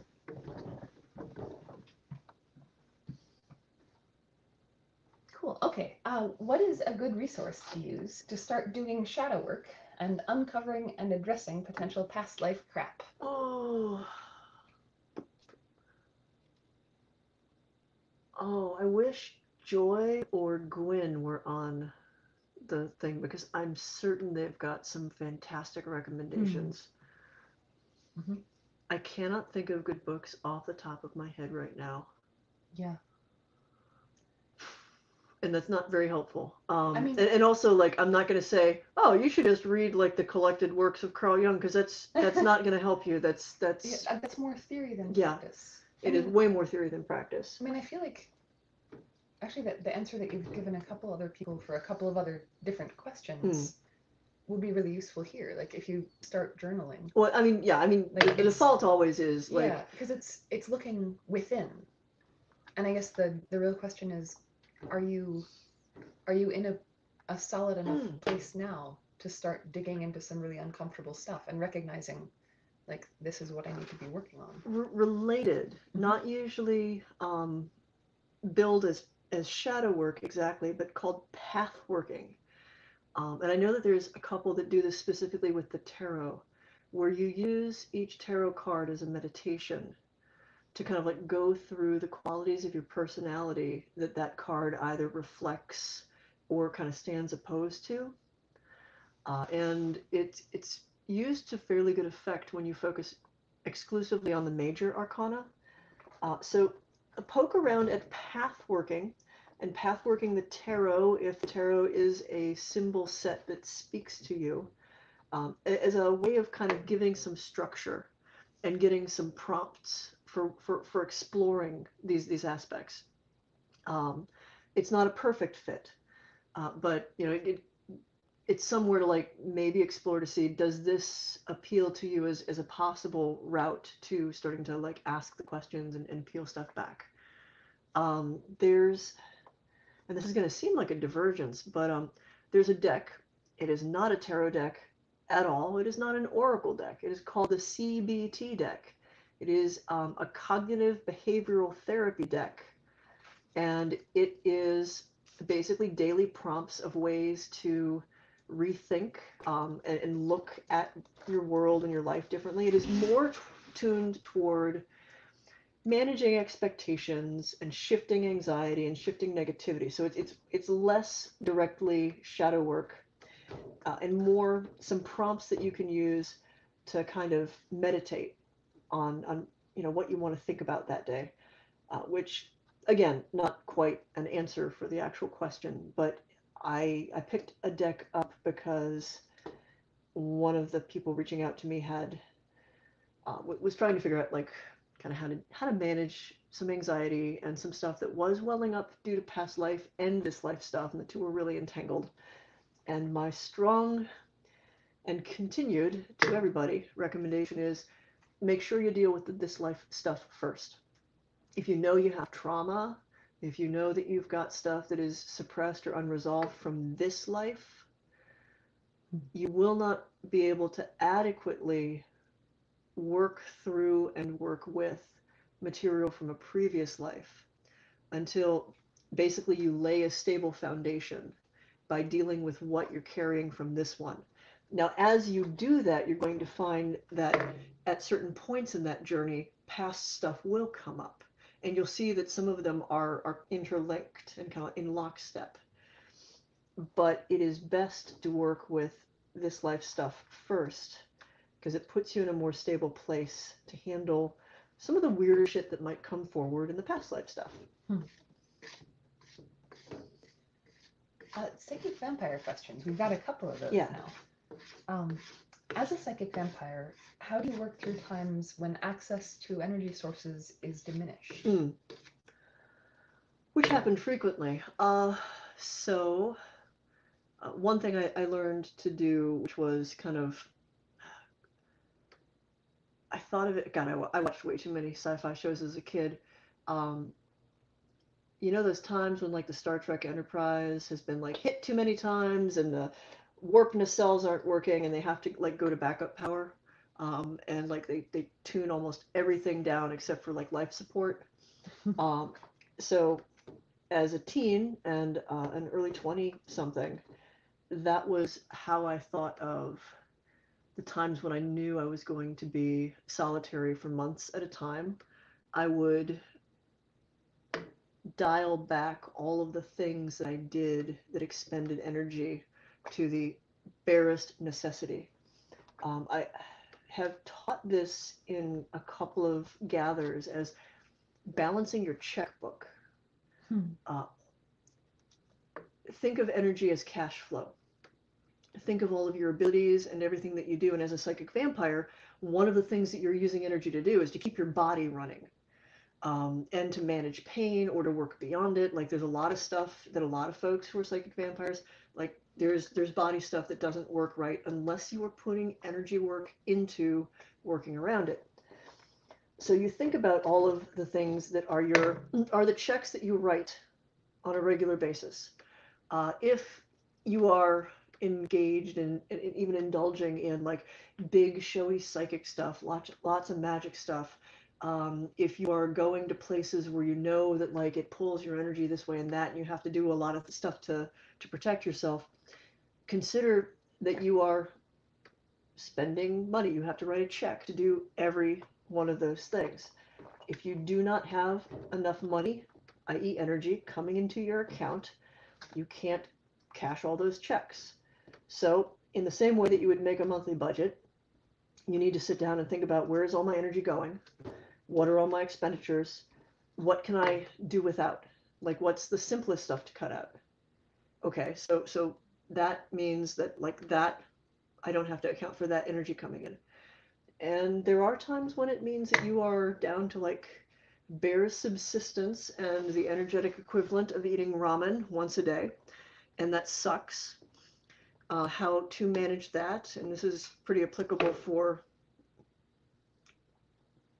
quarantine. It is possible to connect with people over a distance and take energy, and use different things as a focus.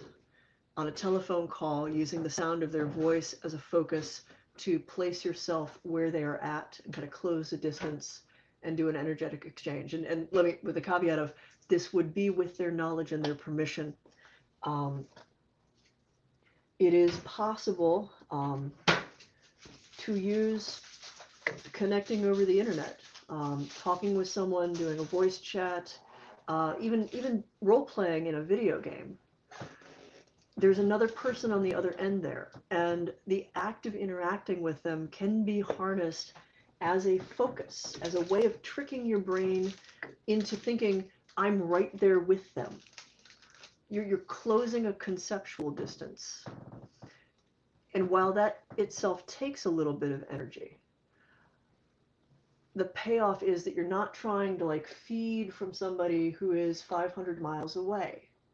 You are instead virtually being where they're at. And I know that might sound weird, but again, like with Reiki at a distance, healing at a distance, when it comes to energy work, projection, whatever you want to, the whole cluster of those things,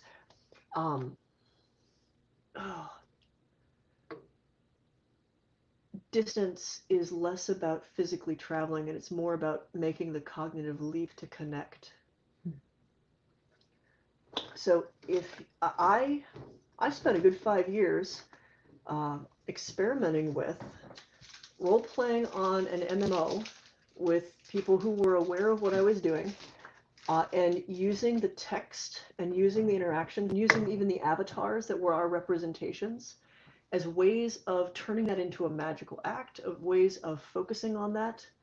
And I was not, feeding in the game. Like that wasn't like my little avatar wasn't eating the people who were other avatars. I was using it as a way to leapfrog to the person themselves, to connect to them over a distance. And it can be pretty effective. It's a little weird to get used to at first. I spent a lot of time making sure that the people on the other end were willing to engage in some experimental stuff where, like, we had the blanket permission of, like, this might happen, but let me know when you feel it happening so I would know I was actually doing it, as opposed to setting up the expectation. Because the other thing is like, I spent enough time on the internet in the 90s and the 2000s to hear about the people who are like, I'm astrally projecting into your room and psychically attacking you. Wah! They weren't just in the 80s and 90s. Oh, God. But they were all over the chat Oh my rooms, and I God. just wanted to force choke them through the internet. I bet that worked about as well as them astrally projecting, quote unquote. Yeah, well, Yeah. oh, Um. you can't kill stupid. Like, it just comes back. Oh, there's an answer to that past life question. Oh God. Anyway, wringing my brain away from that. Long arms for the win. Yay. So since you brought up House Kefir, folks are interested in learning how it, like, is it possible to join House Kefir from a distance? How does one go about joining the house? It is a years-long process at this point, like at least 3 years, I think, before you even have a chance of like. So I think one of the first things that people misunderstand is that you have to join House Kefir in order to learn from House Kefir, because that's not the case. The group is more about the people who I am training to become teachers and clergy. There is a degree system. You go from dedicant, and if you pass to first degree, there's no guarantee that you do. First degree, second degree, third degree, you have actually taken vows and you have committed as clergy. Like, that's pretty much what you're doing now. And since it's a teaching system, like, what we're doing internally is training the people who've gone through this fairly rigorous, like, dedicancy is at least a year, if not more. You spend a year at that level, training and learning and just kind of acclimating with everybody, just to have the chance to maybe pass your first degree. And first degree can be a couple of years. It's a years-long process. And it's learning how to reach out to the rest of the community, how best to communicate these things, how to teach. Ethics are a huge part of it. So first answer is you don't have to join if you want to learn. Like, there are a few things that you won't necessarily get, which is to say some of the deep past life weirdness.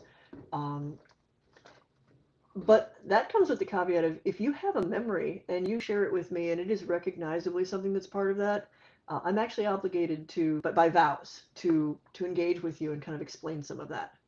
So if you think that you have a tie to us from, like, way back when, just open a dialogue, because there's some support that we are oathed to make sure people get. Then how do you join House Kefir? My wife is one of the guardians currently, and I'm going to put her in the hot seat to actually talk about the process. Also, so I don't get it wrong, because at this point I have been doing it so long You might remember that I will certainly remember 6 versions ago and probably, like, talk out of my ass. Yeah, I mean, I think the first step for pretty much everyone, and this step can also last for years, is starting to interact with house members. Because we need to be able to know you and trust you to a pretty decent extent before we even consider, like, your application for the house. Well, because there was a little bit of a kerfluffle recently where somebody was like, what do you mean I have to come and meet people in person? And I'm like, well, it's like, no, that's required. Like, we need to meet you at least once. Like, we need to know that you are not just a face on the internet that is a cleverly disguised personality, because we've had to deal with that before, and I'd really rather not. And honestly, I think that's, like, because of the amount of time that we all dedicate to each other as a house, like, of course it's going to be really difficult to do. But there is a process for it. So what is the process? The process is interact with folks who are in the house online. That includes Michelle and myself, and I think actually all of our members are on the House Kefir forums. Yeah, there's a handy Discord group. Discord server. And that there's no barrier to joining that. We just ask that you be respectful of people, and if you're not, you will not be allowed to stay. But the links for that are on our website, which is kepru.org. There's also an FAQ about more of the details of how to join, but in addition to interacting online, coming together. We run a convention every year that's public, and it is actually this year for the first time, because of all the travel restrictions, Gather was scheduled for June. It is not going to be happening in person, but it is happening virtually. So we're going to have a fully virtual weekend with 3 days of some programming and some time for people to connect with each other. So honestly, that would This be a would be the perfect best- first step. No, this is the best fucking year to like Yeah. go, what's all this stuff about? Yeah, and it is $0. You are invited to leave a tip when you register, but that is not required to attend. And yeah, I mean, beyond that, I feel like everybody's path after they meet people is a different combination of talking with different house members, continuing their own studies, because one of the things that we also require of people who are interested in joining is that they're self-motivated. They're not just waiting to be told what to do. None of us has the time to, Yeah, we're to trying to tell train, each other what to do. we're trying to train leaders, not followers. And I mean, you know, what is it about? Like, what are the goals? We have some key values, key work, and GABA's a pretty good representation of it. Promoting tolerance through dialogue, not merely talking at one another about what we believe, not just we, House Kepru, but like each of us, all the different groups and different paths and individuals, but also listening to one another. So with the understanding that by sharing our different perspectives and having value for those perspectives, we enrich everyone. Building bridges between different communities of belief and practice. And so you will find an intersection of a lot of different things. Like, it's not just psychic vampires. You will find folks who identify as Fae, and folks who are Therian, and folks who are energy workers, and folks who are Starseed, and folks who are just, I'm a Reiki 3, and I think this is cool. You will find, ouch, atheists. You are right. Yep, I'm good. It was just hot. Lots of different things. Well, and another related, the whole, learning from house members. Michelle is actually offering a class that's going to be starting tomorrow on healing with energy that includes a lot of concepts that are also taught within House Kepru. Yeah, we have a proprietary energy work system that we've been trying for years to come up with. How do we certify people in this without requiring them to be members of the house? Because it's its own thing. I've spent enough time learning Qigong and Reiki and Hands of Light and all the different stuff that is out there, pranayama, whatever. And this is its own thing. It's got some concepts that are unique to it. Like every other energetic healing modality, it has certain circumstances where it's very, very useful, and then there's certain circumstances where it's not the right tool. And some people will take to it really well, and some people are just going to be like, this doesn't work for me. Do you need No, to? Okay.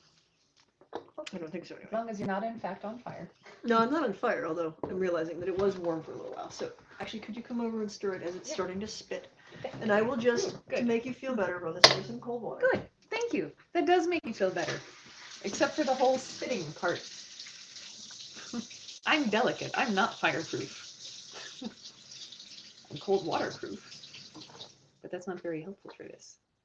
Yeah, it's fine. Oh, good. You want to take back over?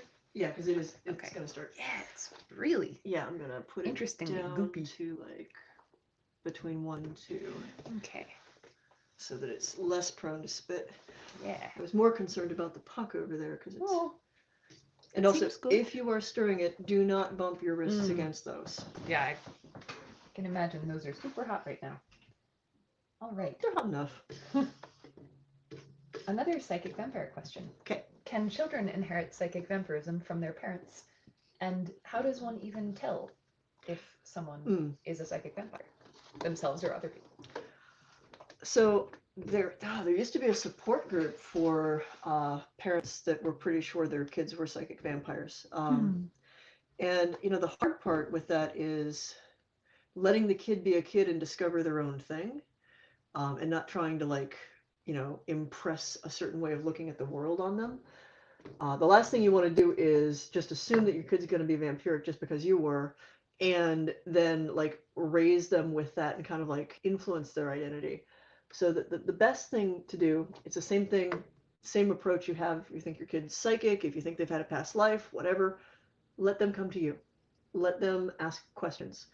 Let them do what they do. Now, the hard part with that is if you notice that they are, in fact, psychic vampires, when they're kids, they're going to have no really conscious control over this. This is a thing that they will just do naturally, and it means that you may be a very exhausted parent at times. If you've got, actually, I've got a goddaughter down in Georgia, and she's definitely a vampiric. She's been unique and special and wonderful since she was an itty bitty infant, and had one of, love her to death, miss her, don't get a chance to see her as much as I'd like. But when she was tiny, she would start to get tired, and she's a ball of energy and just, like, determination. And if she got tired, she would go and, like, crawl into mom or dad's lap or any adult that happened to be nearby, and then she'd just sort of, like, cozy up on them. And you could tell, like, she'd sort of smirk because you knew that on some level she knew that she was doing something. And she'd put her head against them, and then they would fall asleep. And she'd get up and she'd be bouncing around for the next hours. And this was a pretty consistent thing. Like, it wasn't just I got sleepy because the kid was in my lap. It was, and as she got older, it was really clear she was conscious that something was going on, and she was conscious enough at least to go, I'm getting sleepy. The way that I fix this is I curl up on daddy and make him fall asleep. Oh, good. So with behavior like that, maybe not saying, hey baby, I think you're a psychic vampire, but, like, gently encouraging the child to be a little more conscious about this, like asking questions of, like, why do you think, why do you want to do this? Like, do you notice that this has this effect on the people? Like, can you tell, are you aware, like, this makes me feel really sleepy? Maybe if you like should you ask me since you're making me sleepy? Like, and having, like, little baby step conversations about it that at least raise the question of, that encourage reflection, that encourage, and it's so much like what my mom would do with me with psychic stuff. Of do you think everybody else saw that person in the room? And I'm like, those are good questions. Yeah, like just little stuff that get you thinking without telling you, I think you see ghosts, my child. I think you're a vampire, my child. Because those blanket statements, they can do more harm than good. Identity, I really think identity is each person's journey. And any work you can do to set up guideposts rather than, like, give them a one-way street. That makes sense. Question about someone who is excited to have just received their own Kifi in the mail. Can you talk about how to burn it? Okay. They only have charcoal. Okay. And they're not sure that will work. Okay. It is, just don't put it directly on the charcoal. There's a couple of options with the charcoal. The great irony is realizing that we've probably been burning our incense wrong the whole time, because you burn it up so fast when it's like the red hot burning charcoal. Even the stuff that isn't Kifi. So from feedback I've gotten, you light your charcoal the way that you would in the nice safe place that you keep it. Let it burn down a little bit so it's still warm, but it's mostly ash. And try a little bit of tinfoil on top of that. As it is starting to cool down. It's still hot, but it's not like the red hot, like, actually.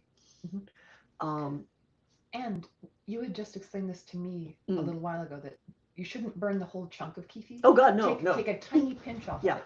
Like, not even a ball that... Yeah, those little chunks of Kefir are as expensive as they are because I'd estimate that there's 30 to 36 at minimum individual, like, little balls of Kifi that you can make out of that. So basically take a pinch. Yeah, a teeny tiny little pinch. It's going to be smaller than a pea. Okay. You may want to, like, press it a little bit so it's lenticular, not completely spherical, because it's going to naturally sort of, like, bloop out like that anyway.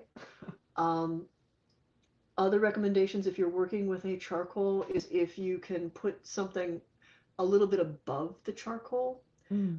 If you have the kind of bakur burner or other burner that has a charcoal in it and something above the charcoal, so there's a little bit of space. So it's not directly like scorching. I've recently somebody else had recently received theirs and they tried it on one of the burners that has the candle on the bottom.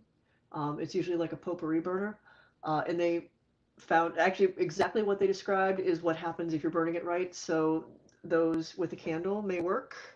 So if you've got one of those around and you weren't thinking that it was possible to make that work, it seems like it's functional. A little like ceramic tile, like basically rigging up charcoal and something over the charcoal that gets hot with the charcoal but won't let it be directly on the charcoal and has like a little bit of insulation may help as well. Nice. Here's a bit of a topic shift.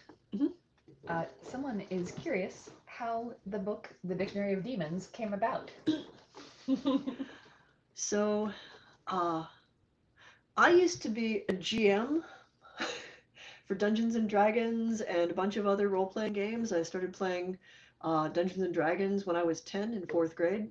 And my Dictionary of Demons started as a resource that I used for world building, some for role-playing games and some for stories. So I had a number of spreadsheets and collections of like names and mythology and things like that. And one of these was demons. I was raised Catholic. Demons were a fascinating topic. So were fallen angels and everything else. I mean, I think it's hard to be exposed to those stories and not find them intriguing. And, you know, I had the opinion that knowledge is power. So, like, the more I knew about it, like, having this stuff, I wasn't afraid that I'd summon things by collecting the names. And over time, that grew into a resource for mythology, for people who would reach out to me and say, you know, hey, I was using my Ouija board and this name came through, and I'd just be like, oh, here's some stuff on that name.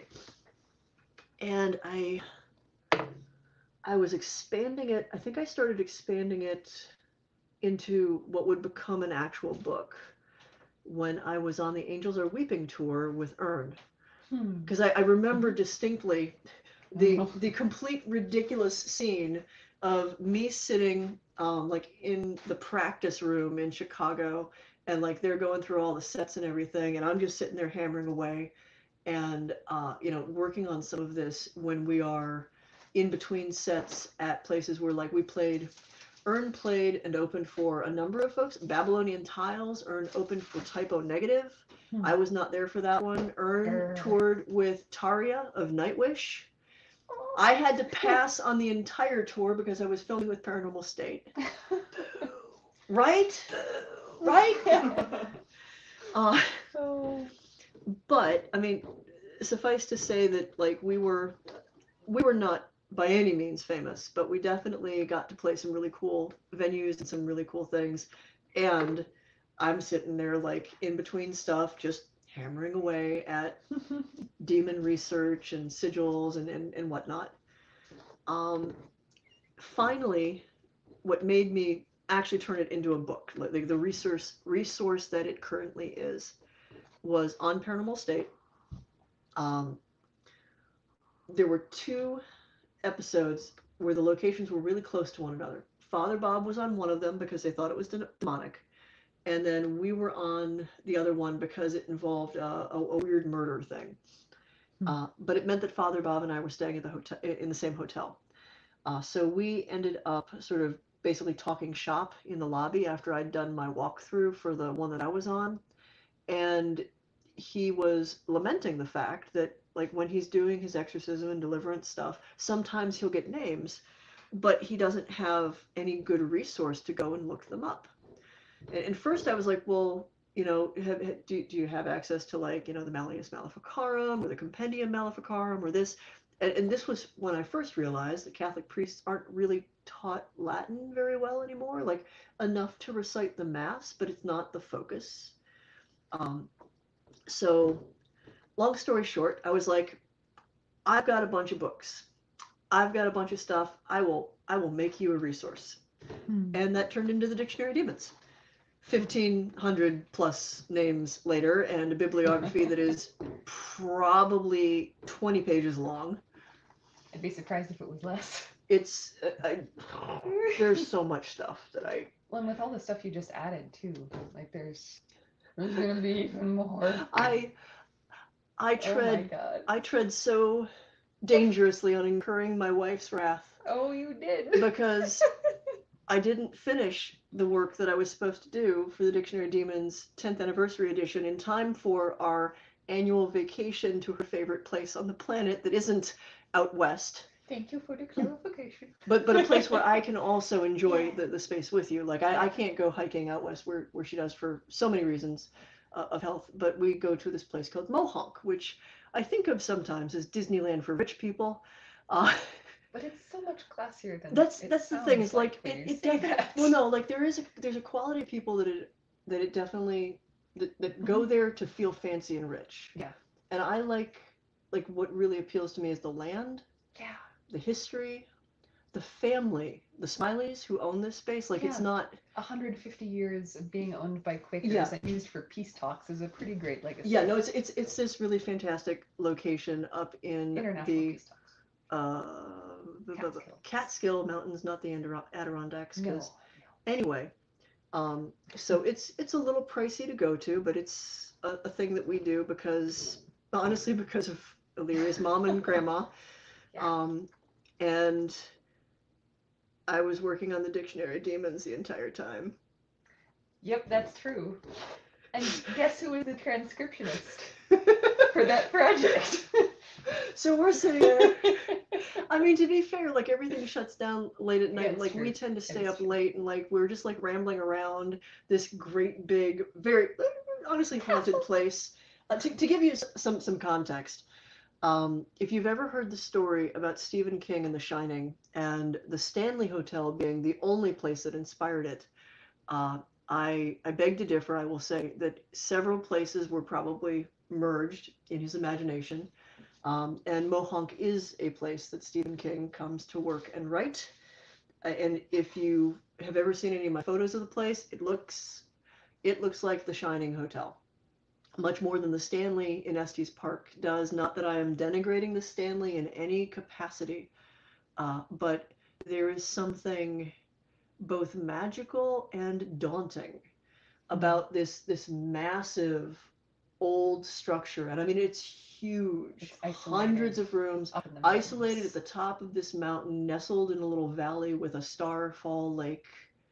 And this mist rolls in on the regular, and it just looks And there's a hedge maze. like it's yes, and it has a hedge maze, and it has room 666, and It does. it's really an interesting place.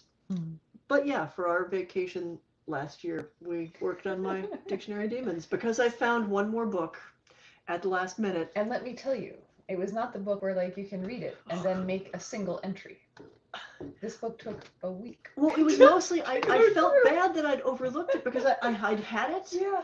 And I was like, oh, but because like the back matter was like blah blah blah fairies, Mm-hmm. I was like, oh no, that's not going to fall within my purview.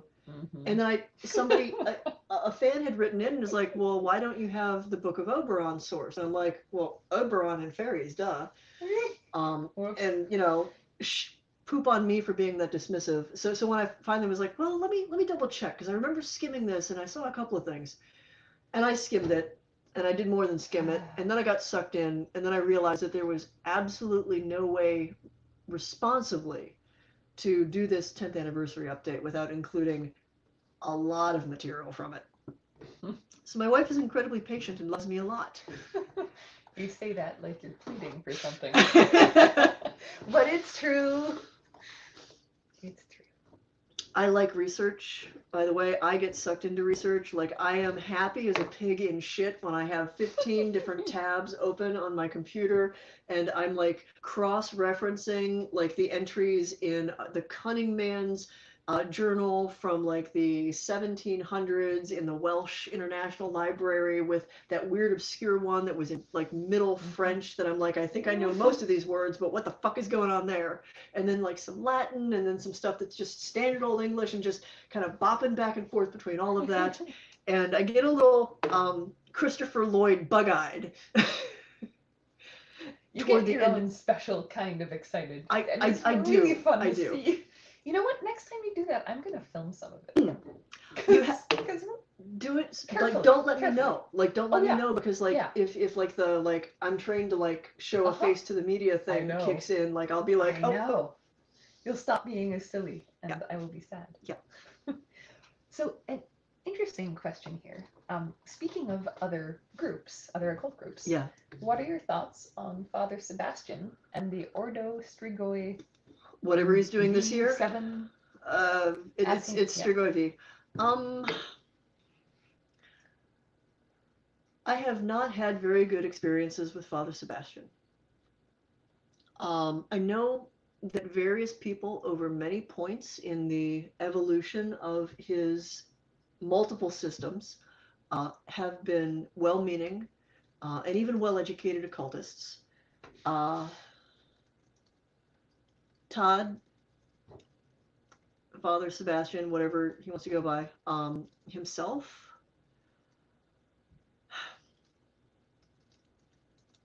at the point where somebody sits down with me at a deli in New York City and explains their entire pyramid scheme eagerly about how they explicitly want to design something to make money and don't really care if there's anything genuine to it at all, and is confused when I'm upset by that, I don't have an incredibly high opinion of them as an occultist.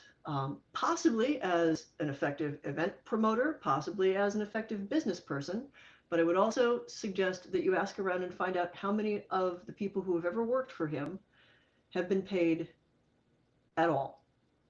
I don't find him to be a responsible individual.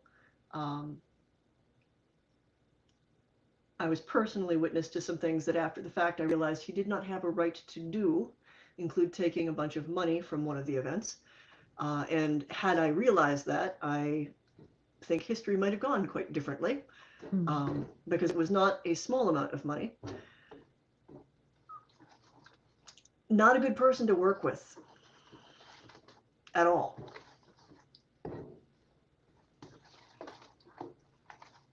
Alrighty. And that is me being very professional and politically correct in the same way I would be if you asked me about, I don't know, whether or not I'll ever work with Ryan Buell again, or whether or not you'll ever see me working with Zach Baggins. Kind of a kind. There are a bunch of questions about what you think of hauntings in various places, like Skinwalker Ranch or Grand Hotel on Mackinac Island. So, full disclosure, because the work I do for some shows ends up being getting carted off to a place, and ideally knowing nothing about the location, I do my best to not really watch many of the shows or to like read up on too many of the things at this point. Now, there's some that I have no plausible deniability for because I used to write for like paranormal journals. So like I couldn't really do a walkthrough convincingly with Winchester Mansion because I wrote about it. The Hopkinsville Goblins I wrote about for the Paranormal Insider, which is also why I had no problem watching Hellier, because they were investigating something I'd already written about and done research on. So like there's no point at which I would have been useful as a psychic for that. So I wasn't spoiling myself. That said, it means that I don't have a lot of opinions about many of these things. Like I've heard a lot about Waverly because people just talk about it excitedly and just sort of like blurt things out. But I end up being really excited when you say, what do you think about blah, blah, blah place? And I'm like, I don't think I've even heard of that place. cool, stop talking, because maybe I'll get to investigate it. And my favorite way of doing that is to know nothing about it at all. Literally going in blind. Skinwalker Ranch, I know a little bit more about because I don't know how much I can talk about being, there was some stuff and some questions and some things.